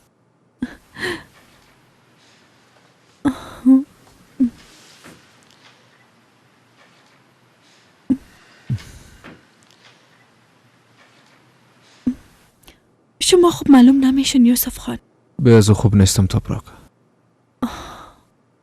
بسیار میخواستم همراهت گپ بزنم. پس بگوین من میشنوم. دیگه تحمل هیچ چیز ندارم. تحمل هیچ چیز ندارم. شما حق دارین. در زندگیتون با مشکلات زیاد مواجه شدین. شما و خواهرم هم دیگه‌تون بسیار دوست داشتین، عاشقان بودین، بسیار درد کشیدین. هوا را بخشیده نمیتونم تبرک. کوشش نکن مرا قانع بسازی. بیوز من نمیخوایم که کار انجام بدم. من فقط واقعیت براتون گفتم. باز من هر چیزی که براتون بگویم شما بازم کاری که دلتون بخوای انجام میدین. ایره میفهمم. هر کس از ما یک توقع داره. حتی نمیفهمم خودم چی میخوایم. حال از احساسات خودم میترسم.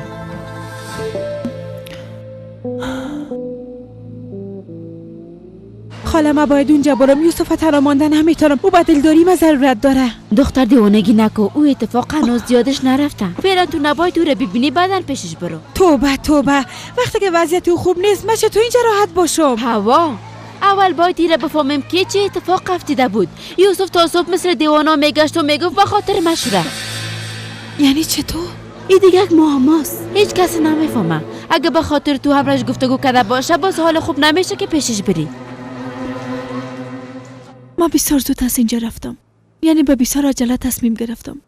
خب راستش وقتی که به استانبول رفتم ماما میالات سپری کردم، اما دیدم که اونجا آفتاب طلوع میکنه. حتی از آفتاب اینجام کده درخشانتر، بسیار روشن. کافیست که بالای خود اعتماد داشته به زندگی امیدوار باشیم. هر اتفاق که افتیده باشه بازم ارزش یک فرصت دیگره داره. یوسف خان به نظر من شما باید گذشته را فراموش کرده به فکر آینده‌تان باشین. شاید شما در زندگی آینده‌تان با هم دیگه به اندازه خوش باشین که حتی فکرشم کرده نتونین.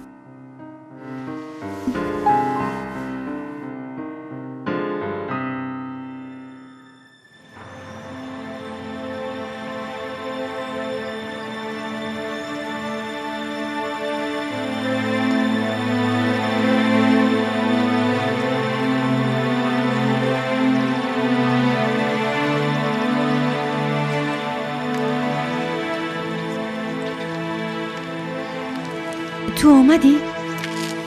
بسیار به تشویشت بودم. در داخل طاقتم نامد، خواستم کمی هوای تازه بگیرم. چطور هستی؟ خوب هستی؟ خوب هستم. اینجا بشینیم.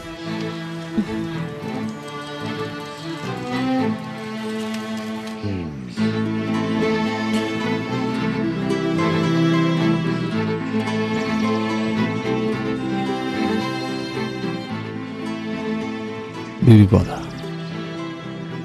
میخوایم تمام اتفاقات گذشته زندگی خود فراموش کنم. تمام چیزا. با خاطری باید کسی در کنارم باشه و مرا راهنمایی کنه. ما این کار را به تنهایی انجام دادن نمیتونم. این را درک کردیم. در را هم سفر ما میباشی. همراه ما عروسی میکنی بادا.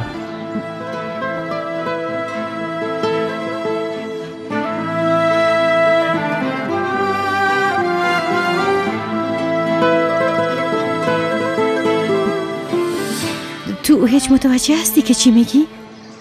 بسیار خوب متوجه هستم. شاید تعجب آور باشه، اما ما خسته شدیم. بسیار خسته شدیم بادا. از ناراحت ساختن اطرافیان و خانواده‌ام خسته شدیم.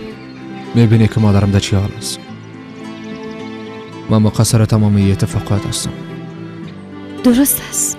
فکر کو خانواده‌ت خوش ساختی.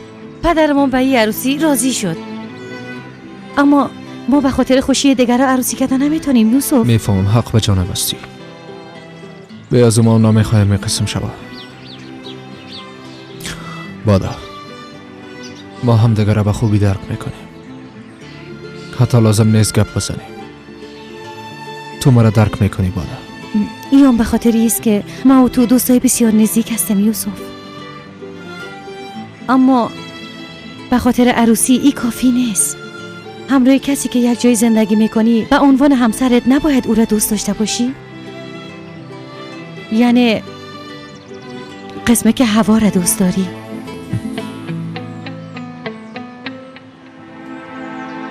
شاید ضرورت نباشه.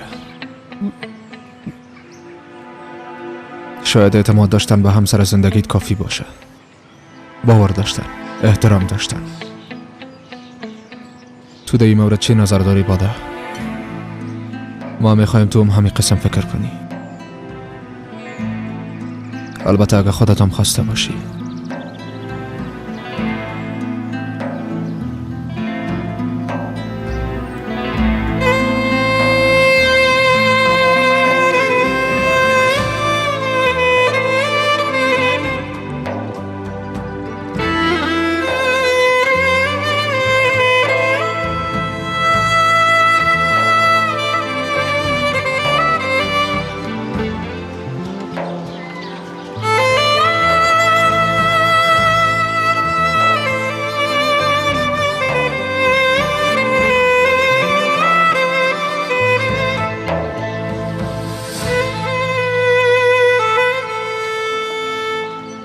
بالایم قهر شدی؟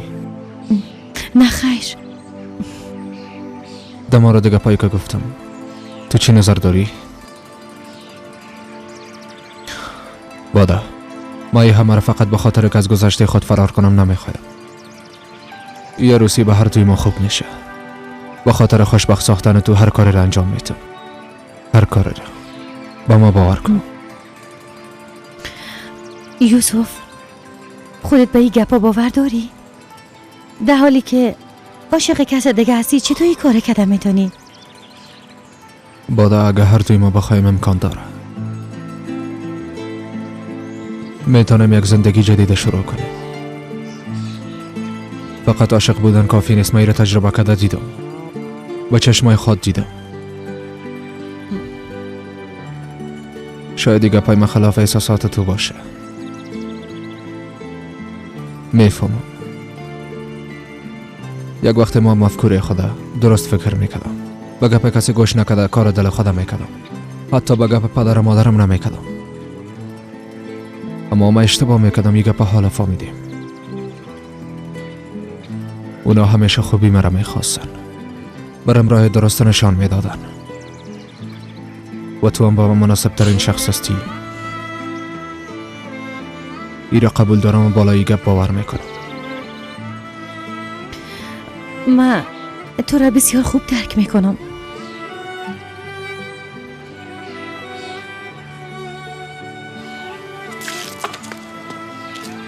احساساتت مفکورت به خوبی درک میکنم. اما واقعا ایره نمیفهمم با مردی که عاشق کس دیگه است چطور زندگی خودش شروع کنم.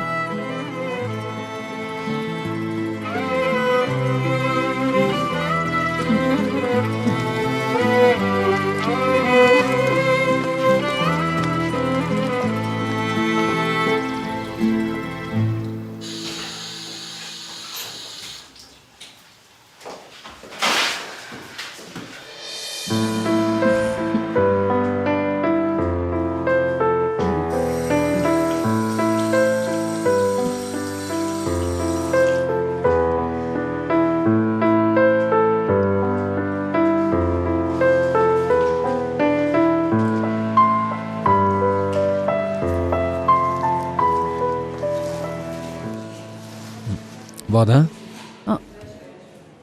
خیریت است؟ پریشان معلوم میشه. کل چیز خوب است نه؟ خوب است. بیشتر هم رای یوسف گپ میزدیم.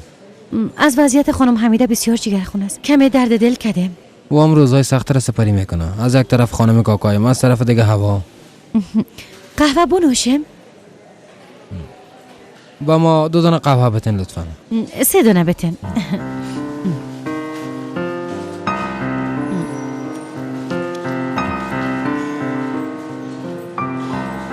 بفرمایید.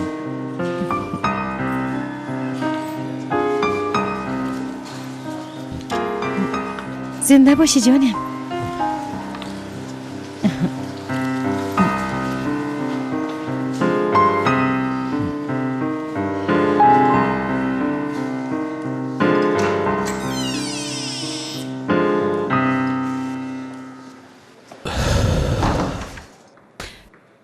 مادرم خوب است، اما تو نیست؟ خدا را شکر دخترم، خدا را شکر.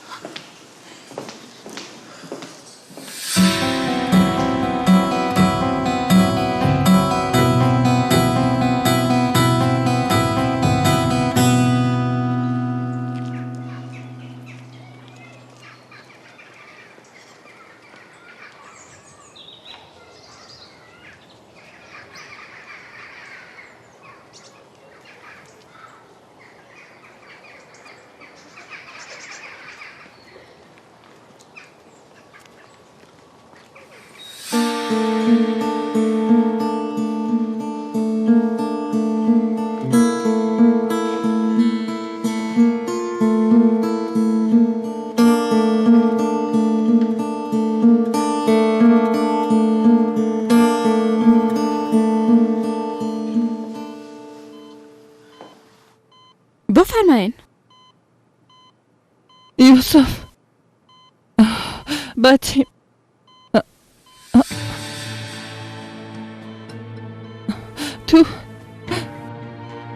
تو با کدام جرات؟ آرام باشین خانم حمیده. تو با کدام جرات اینجا آمدی دختر؟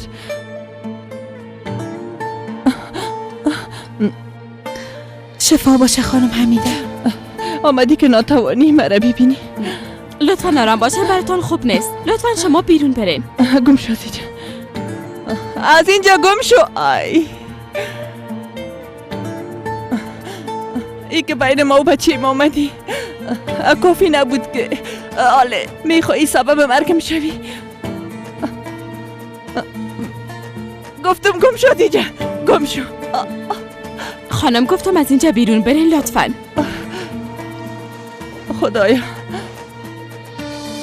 خدایا ما را از این دختر نجات بده. اوه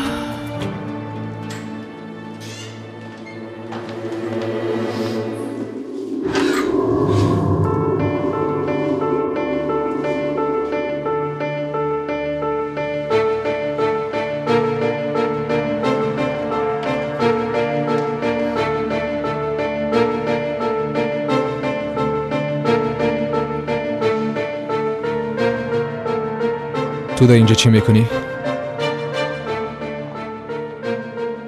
با دیدن مادرت آمدم. آمده که ببینی ما در چی حالت هستم؟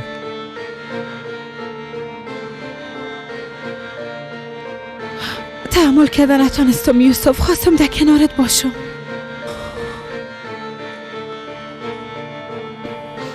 لطفا این کار نکن، بانکی درد خلاص شوم. اجازه بده در کنارت باشم.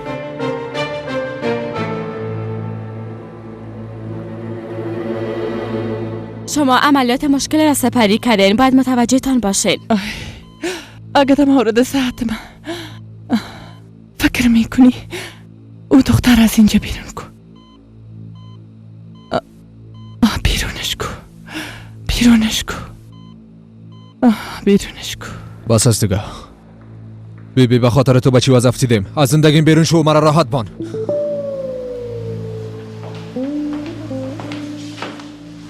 چی گپ شده بچیم؟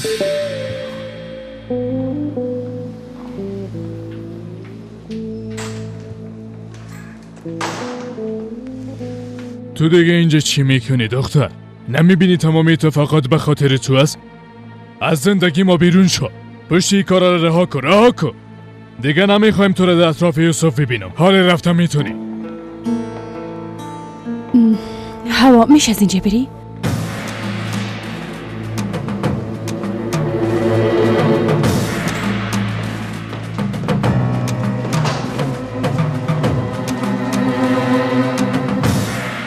ای دختره، اگر از دروازه بیرون میکنی از پنجره داخل میایم.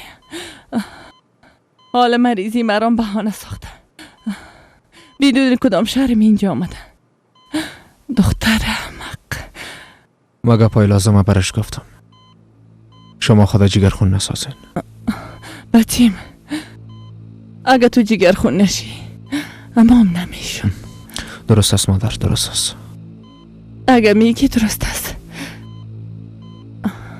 پس حتما در مورد دیگه پایم فکر کردی. درک کردی که حق به جانب است.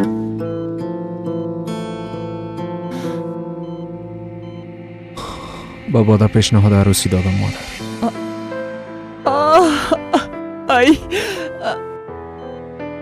ای بسیار خوش شدم، بسیار خوش شدم بچیم، بسیار خوش شدم.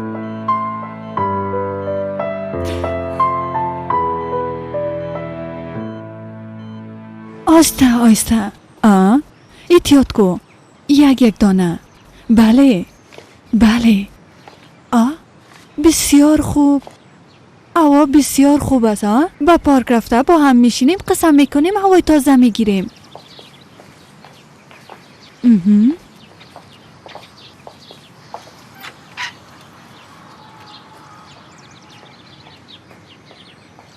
کجا میرین خاله عایشه؟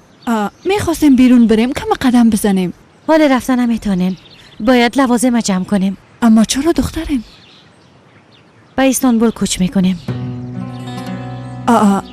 امیال میریم؟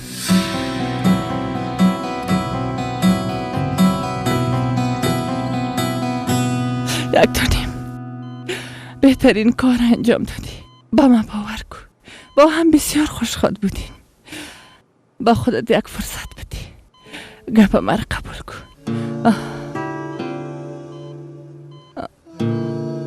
یوسف بچیم، نه که بادا پیشنهادت قبول نکرد. او بیچارم حق داره مادر، و هم شاید اتفاقات بوده. در فکرش بسیار سوالا به جواب مانده. یک مدت سپری شود باز قانع خواهد شد. او هم بهترین کار انجام داده. دمی دفعه اول خو کس پیشنهاد عروسی را قبول نمیکنه. باید کم فکر کنه. اگر مثل دیوانه هم عاشقت باشه، باز هم باید دوبارش فکر کنه. چی میشه؟ خود جگرخون نساز. یک دانیم همیشه ای روکه باز کنی. ببینده اونجا یک قوطیست. ایره میگن؟ بله، ایره باز کن بچیم.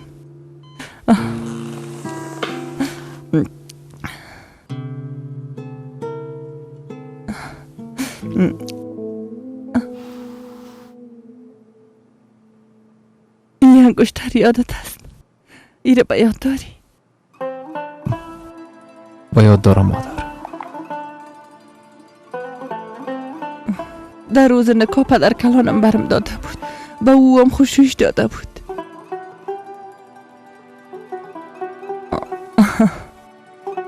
وقت ایره برم دادن خدا بسیار با ارزش فکر کرده بودم. شما به از او با ارزش هستین مادر. یوسف بیبی، ما وقت امر پدرت عروسی میکردم او را هیچ نمیشناختم، میفهمی؟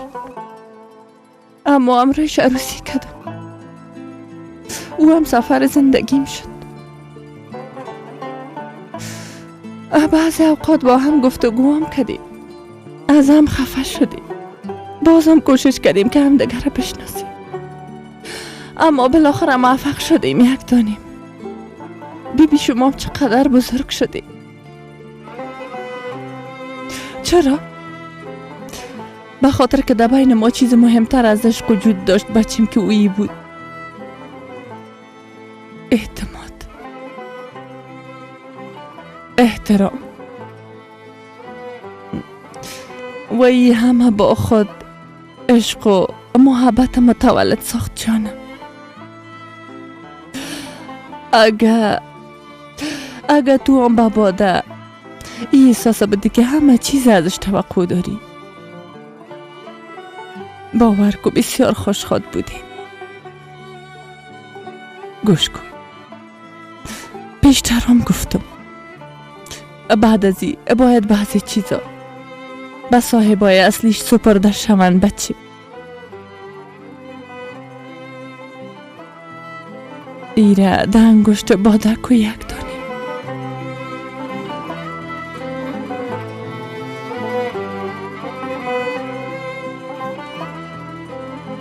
به من باور کو دختر لیاقت ایره داره.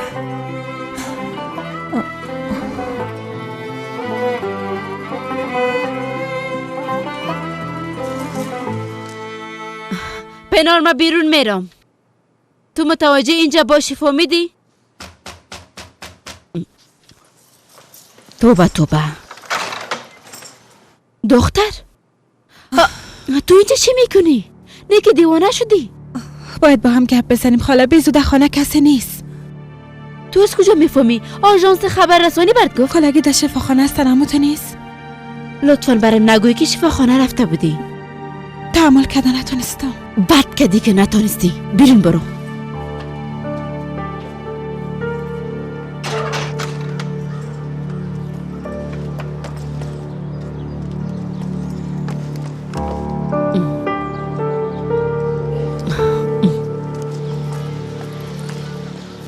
دختر این کارای تو یک روز سر هر دیو ما را در بلا خود داد. اونا نمیپرسن که تو از کجا فهمیدی که در شفاخانه هستن؟ تمام ارگوب خبر شدن که خانم حمیده ناراحتی قلبی پیدا کرده. اونا خبر نمیشن که اینجا آمدیم. تشویش نکن. میبینم که فکر همه چیزا کردی ماشاءالله. پیش از که مرا بیشتر به تشویش بسازی برم بگو که یوسف بر چی گفت؟ هیچ چیز نگفت خاله جان. فقط سیل کرد. باز آخر برم گفت که برو. تمام قهرش بالای من خالی کرد.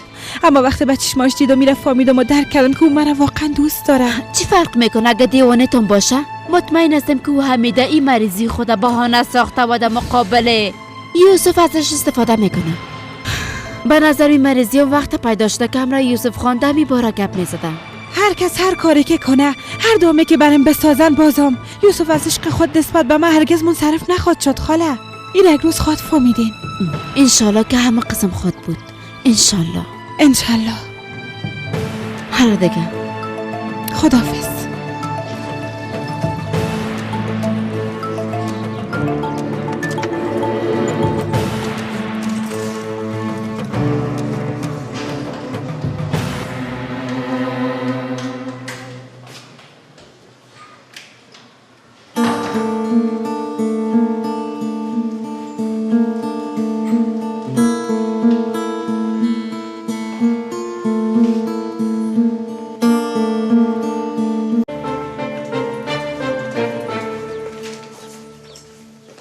خاله اما به امشب تیکت گرفتم. فکر نمیکنی که کم زود تصمیم گرفتی دخترم؟ هنوز در موردش فکر نکردیم که کجا بریم، وقت اونجا رسیدیم چی کنیم؟ راستش ما دلیلی رفتن ناگهانی را نمیفهمم. اوضاع هم تو یک چیز ایجاب کرد. به هر صورت من کارگرا را خواستم، برشون خبر دادم. پس آنتر آمده لوازمم میگیرن دوباره به خانه میبرن. اگه این قسم از تمام گپ ها فرار کنی به نظر دارم میباشی؟ بیبی هنوزم جیگرخون میباشی دخترم. من کوشش میکنم راهی را انتخاب کنم که به خیر کل ما باشن. خب دیگه من میرم که تکت ها را بگیرم.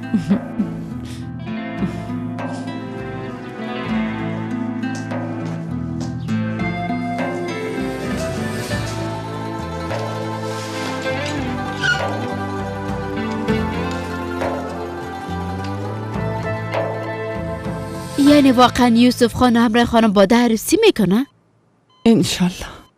انشالله سلطانه. میخواستم کلگیر متعجب بسازم اما نتانستم دیگه. به خدا در دل خود نگاه کردن نتانستم. خواستم حداقل به تو خوب بگویم. دختر خوشحال شد دیگه. نه لبخندت دیدم و نه خوشید. ما بالاخره به مراد خود رسیدیم.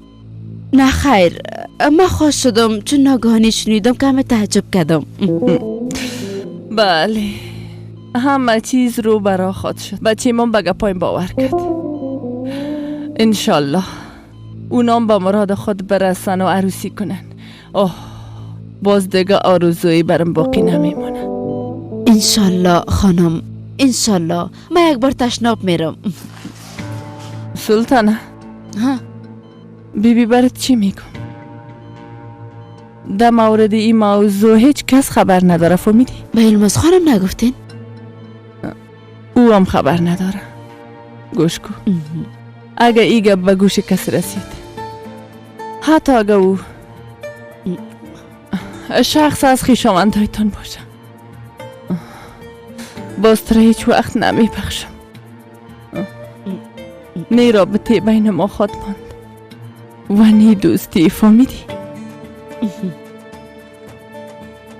ای گپ فراموش نکنی فهمیدی؟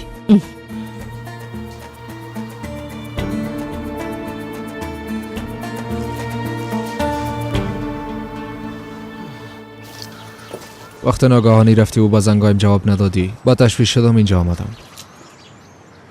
قهوه گرفتم میخواستم پیشت بیایم، اما دیدم با هوا صحبت میکنی، نخواستم مزاحمت کنم. یوسف، وقتی خانه آمدم خوب فکر کردم. به نظر من تو باید هر قسم که شده با هوا آشتی کنی. شاید ای به خوبی اردویتون باشه. او به تشویش توست، همیشه تعقیبت میکنه. بادا تو دی مورد فکر نکن. به خاطر که مام نمیخوایم دی برا فکر کنم. اما یوسف، حال تو خوب نیستی. برو به اعصاب آرام فکر کن. بادا من خوب میفهمم چی کنم. رای ما او دیگه از هم جدا شده. وقتی او رو میبینم باز تمام کاراش در مقابل چشمایم میه. از همین خاطر میخوایم او رو فراموش کنم. اما من با گفتن این گپا اینجا نامدیم. بیازو خوب نیست اینجا گپ بزنیم. امشب با هم غذا خوردن میریم. نه خیر، نمیشه. یعنی بسیار خسته هستم. به نظر من تو هم امشب زودتر استراحت کن. کمی با هم تفریح میکنیم. شب پشتت میایم. درست است.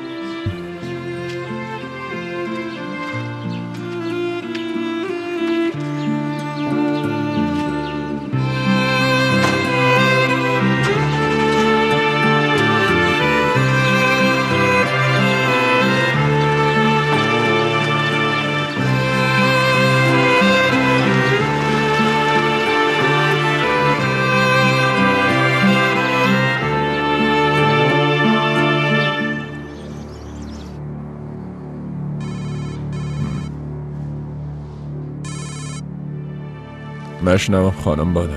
به شرکت هستن پدر؟ بله. چرا پرسیدی؟ یک موضوع مهم است، باید گپ بزنیم. همیار پیشتان میایم. خوب است. منتظر هستم.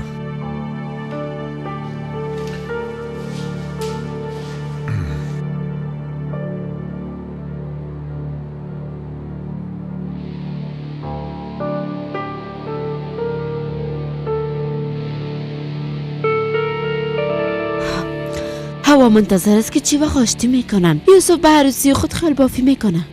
حالا تو چی خواد کردی خانم سلطانه؟ هوایی را قبول کرده نمیتونه. دنیا را سرما و ایران میسازه. با خدا معلوم نیست تا چند روز دیگه دو قصر میباشم. خدای خودت کمکم کن. عاقبت ما چی خواهد شد؟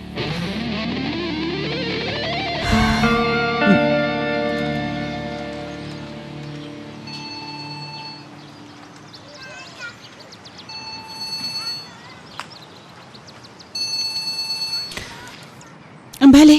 روزتون بخیر. خانم هوا هستین؟ خودم هستم، بفرمایین. سلام خانم هوا. من از شهرداری مأمور نکاح اسمت هستم. چطور هستین؟ زنده باشین. خوب هستم. شما چطور هستین؟ با یوسف خانم زنگ زده بودم اما جواب ندادن. قرار بود به من تاریخ دقیق نکاح را بگوین. اگه امکان داشته باشه میشه شما برام معلومات بدین؟ خودتون میفهمین که وقت بسیار کم داریم. باید آمادگی‌های لازمه بگیریم تا کدام کم و کاسی نباشه. چطور؟ حق به جانب سنا قسمت، اما ما مجبور شدیم عروسی را به تعویق بندازیم. واقعا من خبر نداشتم. راست میگین. شما از کجا باید خبر میداشتین؟ راستش خوشی مریض شده. از همین خاطر عروسی را به تعویق انداختیم. شفا باشه خانم هوا. وقتی تاریخ جدید معین ساختین باز حتما یک بار پیش ما بیاین لطفا. درست است. حتما آقا اسمت زنده باشین. با یوسف خانم سلام برسونید. علیکم السلام. زنده باشین. روزتون بخیر. روز بخیر.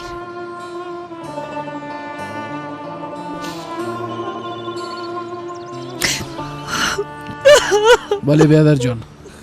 چطور هستی بیادر؟ خوب هستم. گزارا میکنم. تو چطور هستی؟ من هیچ خوب نیستم. جانم به لب رسیده. ما قسم هستم. نظر چیز؟ بیا که با هم کمی بنوشیم بیادر. درست است. تو جای مشگی برو. میز آماده کنم چند دقیقه بعد میایم.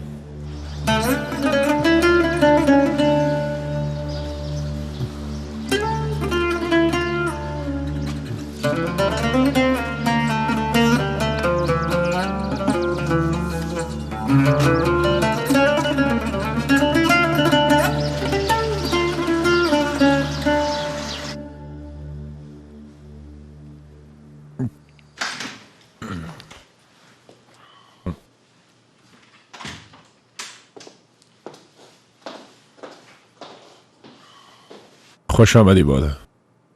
برو اونجا بشین. یک دو قهوه مزه دارم میخوایم تا با هم بنوشیم دخترم. زنده باشین، من چیز میل ندارم. بازم به خاطر جنگ کردن آمدی. مثل همیشه گپای خود با حد اکثر سرعت میگی و از اینجا میری همونطور؟ همونطور هست. بعد از این رابطه ما همه قسم خواد بود، کاملا مثل دو شخص بیگانه. درست است. پس گپ دراز نمیکنیم. گپایی که درباره یوسف برات گفتم در مورد اونا فکر کردی؟ نه خیر پدر. آمدم که تصمیم من فقط به شما بگویم. امشب ما و مادرم به استانبول کوچ میکنیم. اوه واقعا؟ یعنی همراه خانم ما همونطور نیست؟ مام نمیخواستم ای قسم شوه، اما زندگی ما در اینجا با شرایطی که جنابالی ایجاب کردین مطابقت نمیکنه. به همین دلیل از اینجا میرم و مادر مام تنها مانده نمیتونم، پس راه دیگه وجود نداره. تو از حدت مگذری دختر. بدون اجازه من خانم ما هیچ جای برده نمیتونی. مشکل درست نکنین. تا شام در خانه می باشیم، میتونین برای خداحافظی بیاین.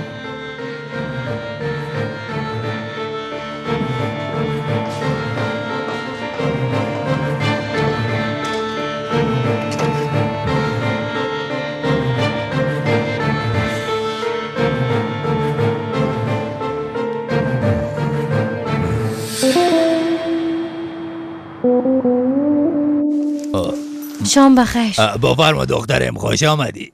من خانه را تخلیه میکنم آقا رمزی. چرا؟ نیک خانه کدام خرابی داره؟ اگه کدام مشکلی داره حلش میکنم. نه خیر نه، خانه کدام مشکلی نداره، مجبور هستم که تخلیه کنم. میفهمی که در قسم دکانا پول تادیه شده دوباره مسترد نمیشه، یه خانه دیگه پیدا میکنم. من نمیخوایم که پول ما دوباره بگیرم، فقط آمدم که کلید به شما بتم. اما این قسم من نمیتونم راحت باشم، یه خانه دیگه پیدا میکنم. بیبی خانه های نو ثبت کردن، خانه های مقبول تره، یگانه از قصرام کده مقبوله. من به استانبول کوچ میکنم آقا رمزی، در اینجا به هیچ خانه ضرورت ندارم. راستی؟ اما چرا؟ به شما شب خوش میخوایم. اینا مثل جن هستن با خدا.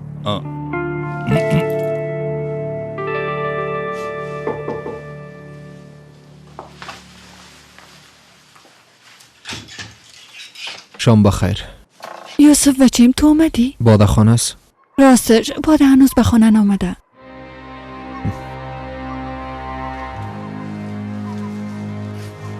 ای لوازم است که از خیرت باشه. ما به استانبول میریم نه؟ نه که خودت خبر نداشتی.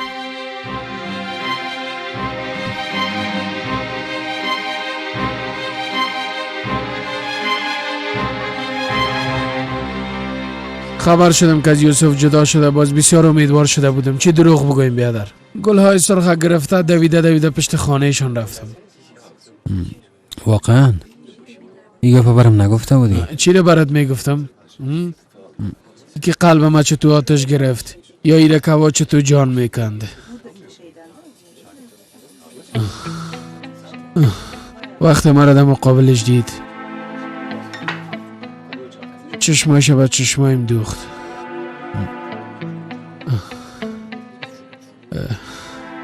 گفت من از کسی دیگه شده نمیتونم جونید. گفت که من عاشق یوسف هستم و تنها بین ما و هوا امو عشقش هست. امروز در تفریگاه دیدمش، اشکاش مثل دریا جاری بود. نمیفهمی که چقدر جگرخون شدم، به خاطر که دردش واقعا ما احساس میکنم، به خاطر که سببی وضعیتش یوسف است. باز کاش که یوسف در قصه او باشه، مثل خاطر تلخ هوا را فراموش کردم.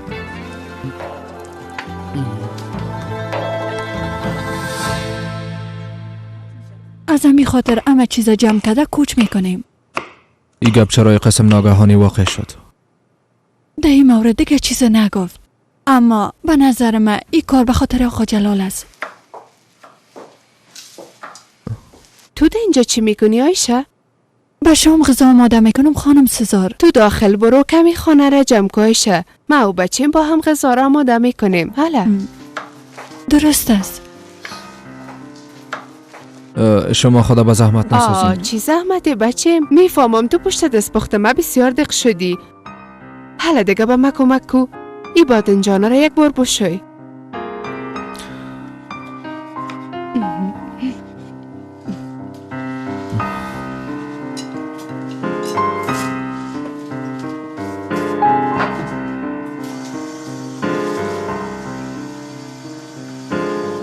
ما کاملا عاشق او دختر شدم جنید. با خودم هم حدس می زدم بیادر. بار اول که شما را دیدم فهمیده بودم. این کار خوش شده بیادر. اما به خاطر اقدام کردن باید امروز یوسف گپ بزنم. راستش تصمیم داشتم گپ بزنم. خانم کاکای مریض شد، تمام شب در شفاخانه ماندیم.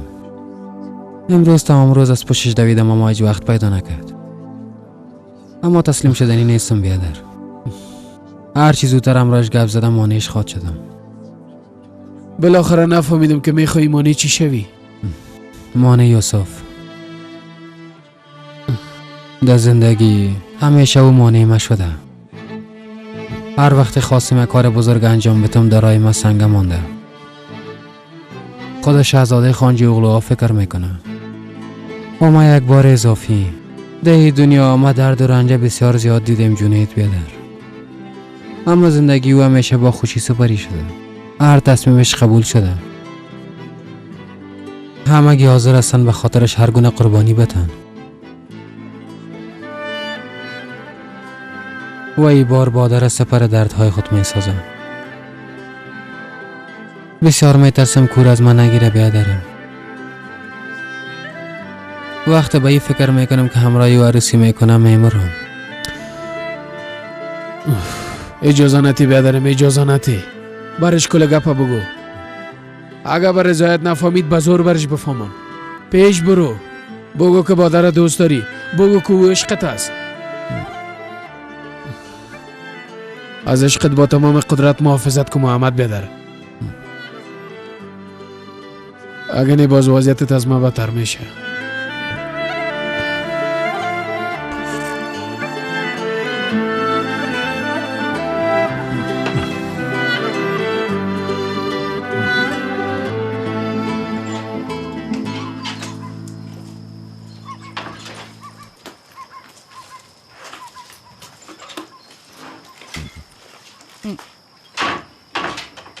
به خداحافظی آمدین پدر؟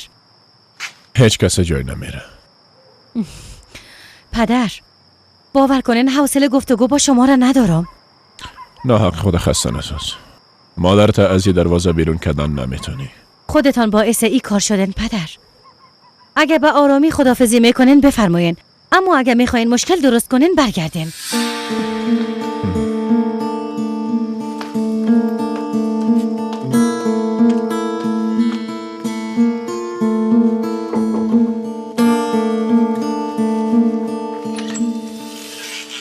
مادرم کجاست؟ در آشپزخانه غذا آماده میکنن. سزارا میگی؟ یعنی چی؟ خودشان خواستن آشپزی کنن؟ اما تنها نیستن.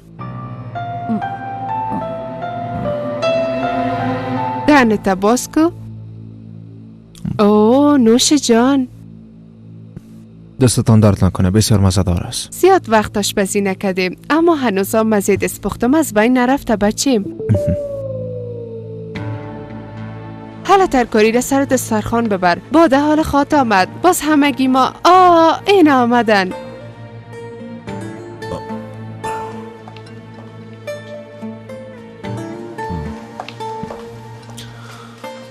شامتان بخیر. نفهمیدم تو اینجا چی میکنی؟ بچیم همراه ما کمک میکرد. غذا را با هم آماده کردیم.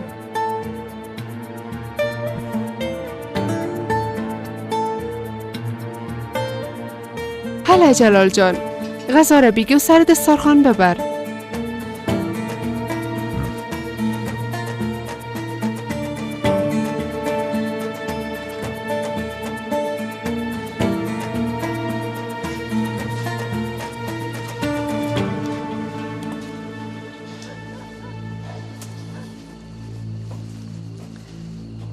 ما برات چی گفته بودم؟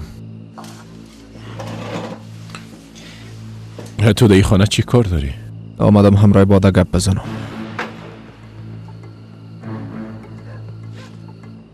چیز برای گپ زدن نمانده.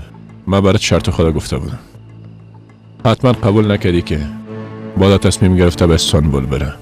ما از همین خاطر اینجا آمدیم.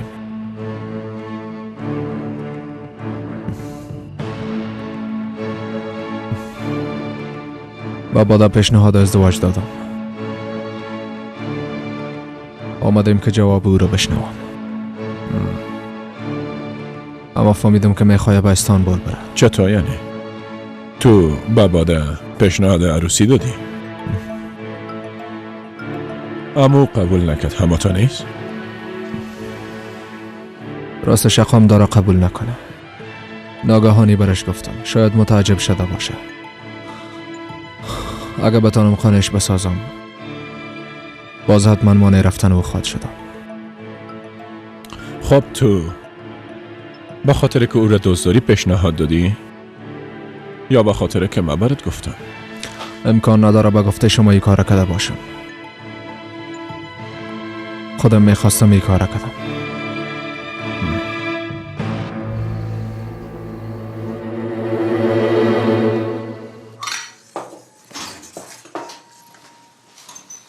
خوش آمدی. هیچ خوش نامدیم. باده گفته کل چیز خراب ساختی. بازی کافی نبود که خود خراب ساختی و رفتی دل یوسف هم شکستاندی دختر. چرا این کار کردی؟ چرا باده چی شده؟ او را چیزی نشده. یوسف نه دقیقه باده است و نه دقیقه کسی دیگه. باده امروز به دکان آمده بود. کلید خانه را برم داد. میخواه که به استانبول بره اونجا خانه میگیره. اما تو به خاطر او بخی حساب خود از دست دادی. این موضوع را دیگه بسته کن رمزی.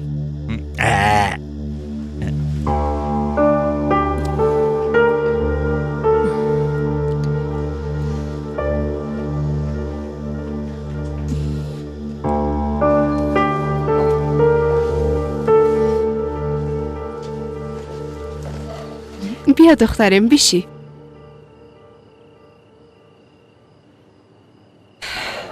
حالا دیگه همه تان بشقابای تا نبا ما بتین.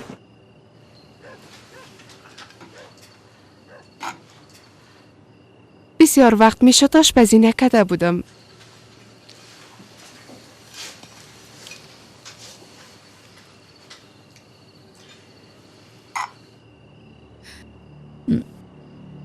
ما امشب به استانبول کوچ میکنیم.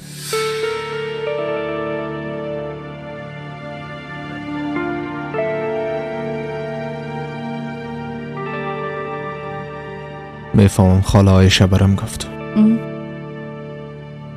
یوسف هم آمده که ما را همراهی کنه.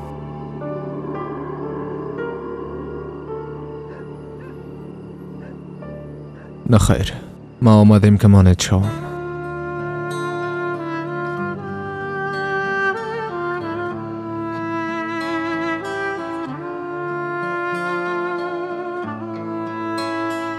تو هم بشقاب تبتی بچیم. برات غذا بریزم.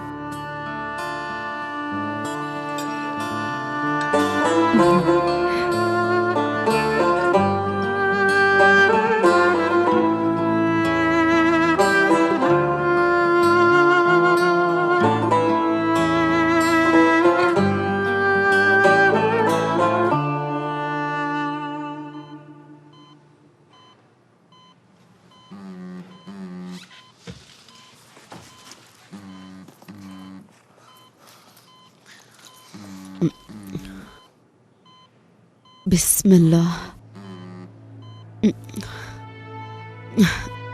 دختر برات گفتم که در شفاخانه هستم. چرا زنگ زدم میری؟ برات خبر خوش دارم خاله، خبر خوش. خیرت باشه. چند دقیقه پیش همراه پدرم گپ زدم. باده لوازم خود جمع کرده و امشب میخوای به استانبول بره. خاله من نجات یافتم. چطور یعنی دختر؟ چی بفهمم دیگه. پدرم من میخواستم گفت کلید خانه رو تسلیم کرده، اما من از قبل حدس میزدم که یک روز از اینجا میره. باز خواد دیدی که یوسف مرا میبخشه. کوشش کن زیاد هیجانی نشی هوا. اگر نه باور کردن حقیقت باید مشکل خود بود. من از کدام حقیقت خبر ندارم. در مورد چی گپ میزنی؟ توبه درست از بیسودی و نخواد شد، اما بالاخره مرا خواد بخشید. یوسف دوباره پیش من میایه. باز تو خواد دیدی. انشالله که همه قسم خواد شد. گوش که چی میگم، حال کلگی خانه رفتن پیش خانم حمیده، فقط من هستم، فهمیدی؟ بعدن باز گپ میزنیم. خوب است، خداحافظ. خداحافظ.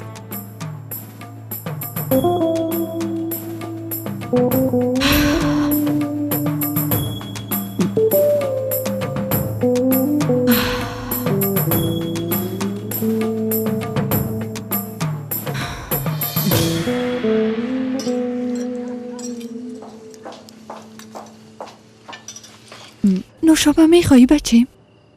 بله میخوایم. شما همراه ما می نوشین؟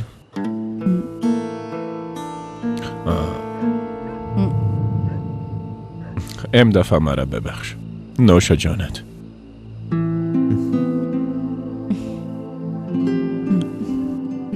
خوب میکنین امی نوشی. ببین چقدر خوب با هم صحبت میکنین. هر قسمی که تو خواسته باشی ملکه من. حداقل تو همراهیم بنوش. درست است.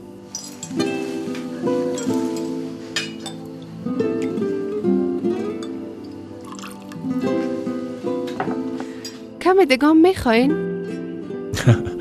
بله میخوایم. این غذای دلخواهیم است. سزار دم از راه همیشه هزمی غذا پخته میکرد. او وقتا به مزرعه و اسب سواری بسیار علاقه داشتم. بعد در خارج مصروف درس بود. مام در کار بار مصروف بودم. هیچ وقت پیدا نمیکنم که یک بار پیشش برم. باز شما مسب دوست دارین؟ بله بسیار. بسیار زیاد. و ما اسب سواری را پدرم یاد داد. خب هفته آینده با هم به مزرعه میریم. نظرتان چی است؟ بسیار خوب میشه. یک وقت مناسب پیدا کرده. خستگی کار بار رفت هم میسازیم. نظر بسیار خوبی است. درست است. هر روزه که وقت داشتین ما و شما با هم اونجا میریم. بسیار خوب. بچیم تو هنوز غذایت خلاص نکردی. میگفتی زیاد مزه دار است. واقعا مزه دار است. زنده باشین. در صحبت غرق شده بودم. فراموش کردم. باش که برات کمی ترشیان بریزم. ایرایش آماده کده. بسیار مزه دار است.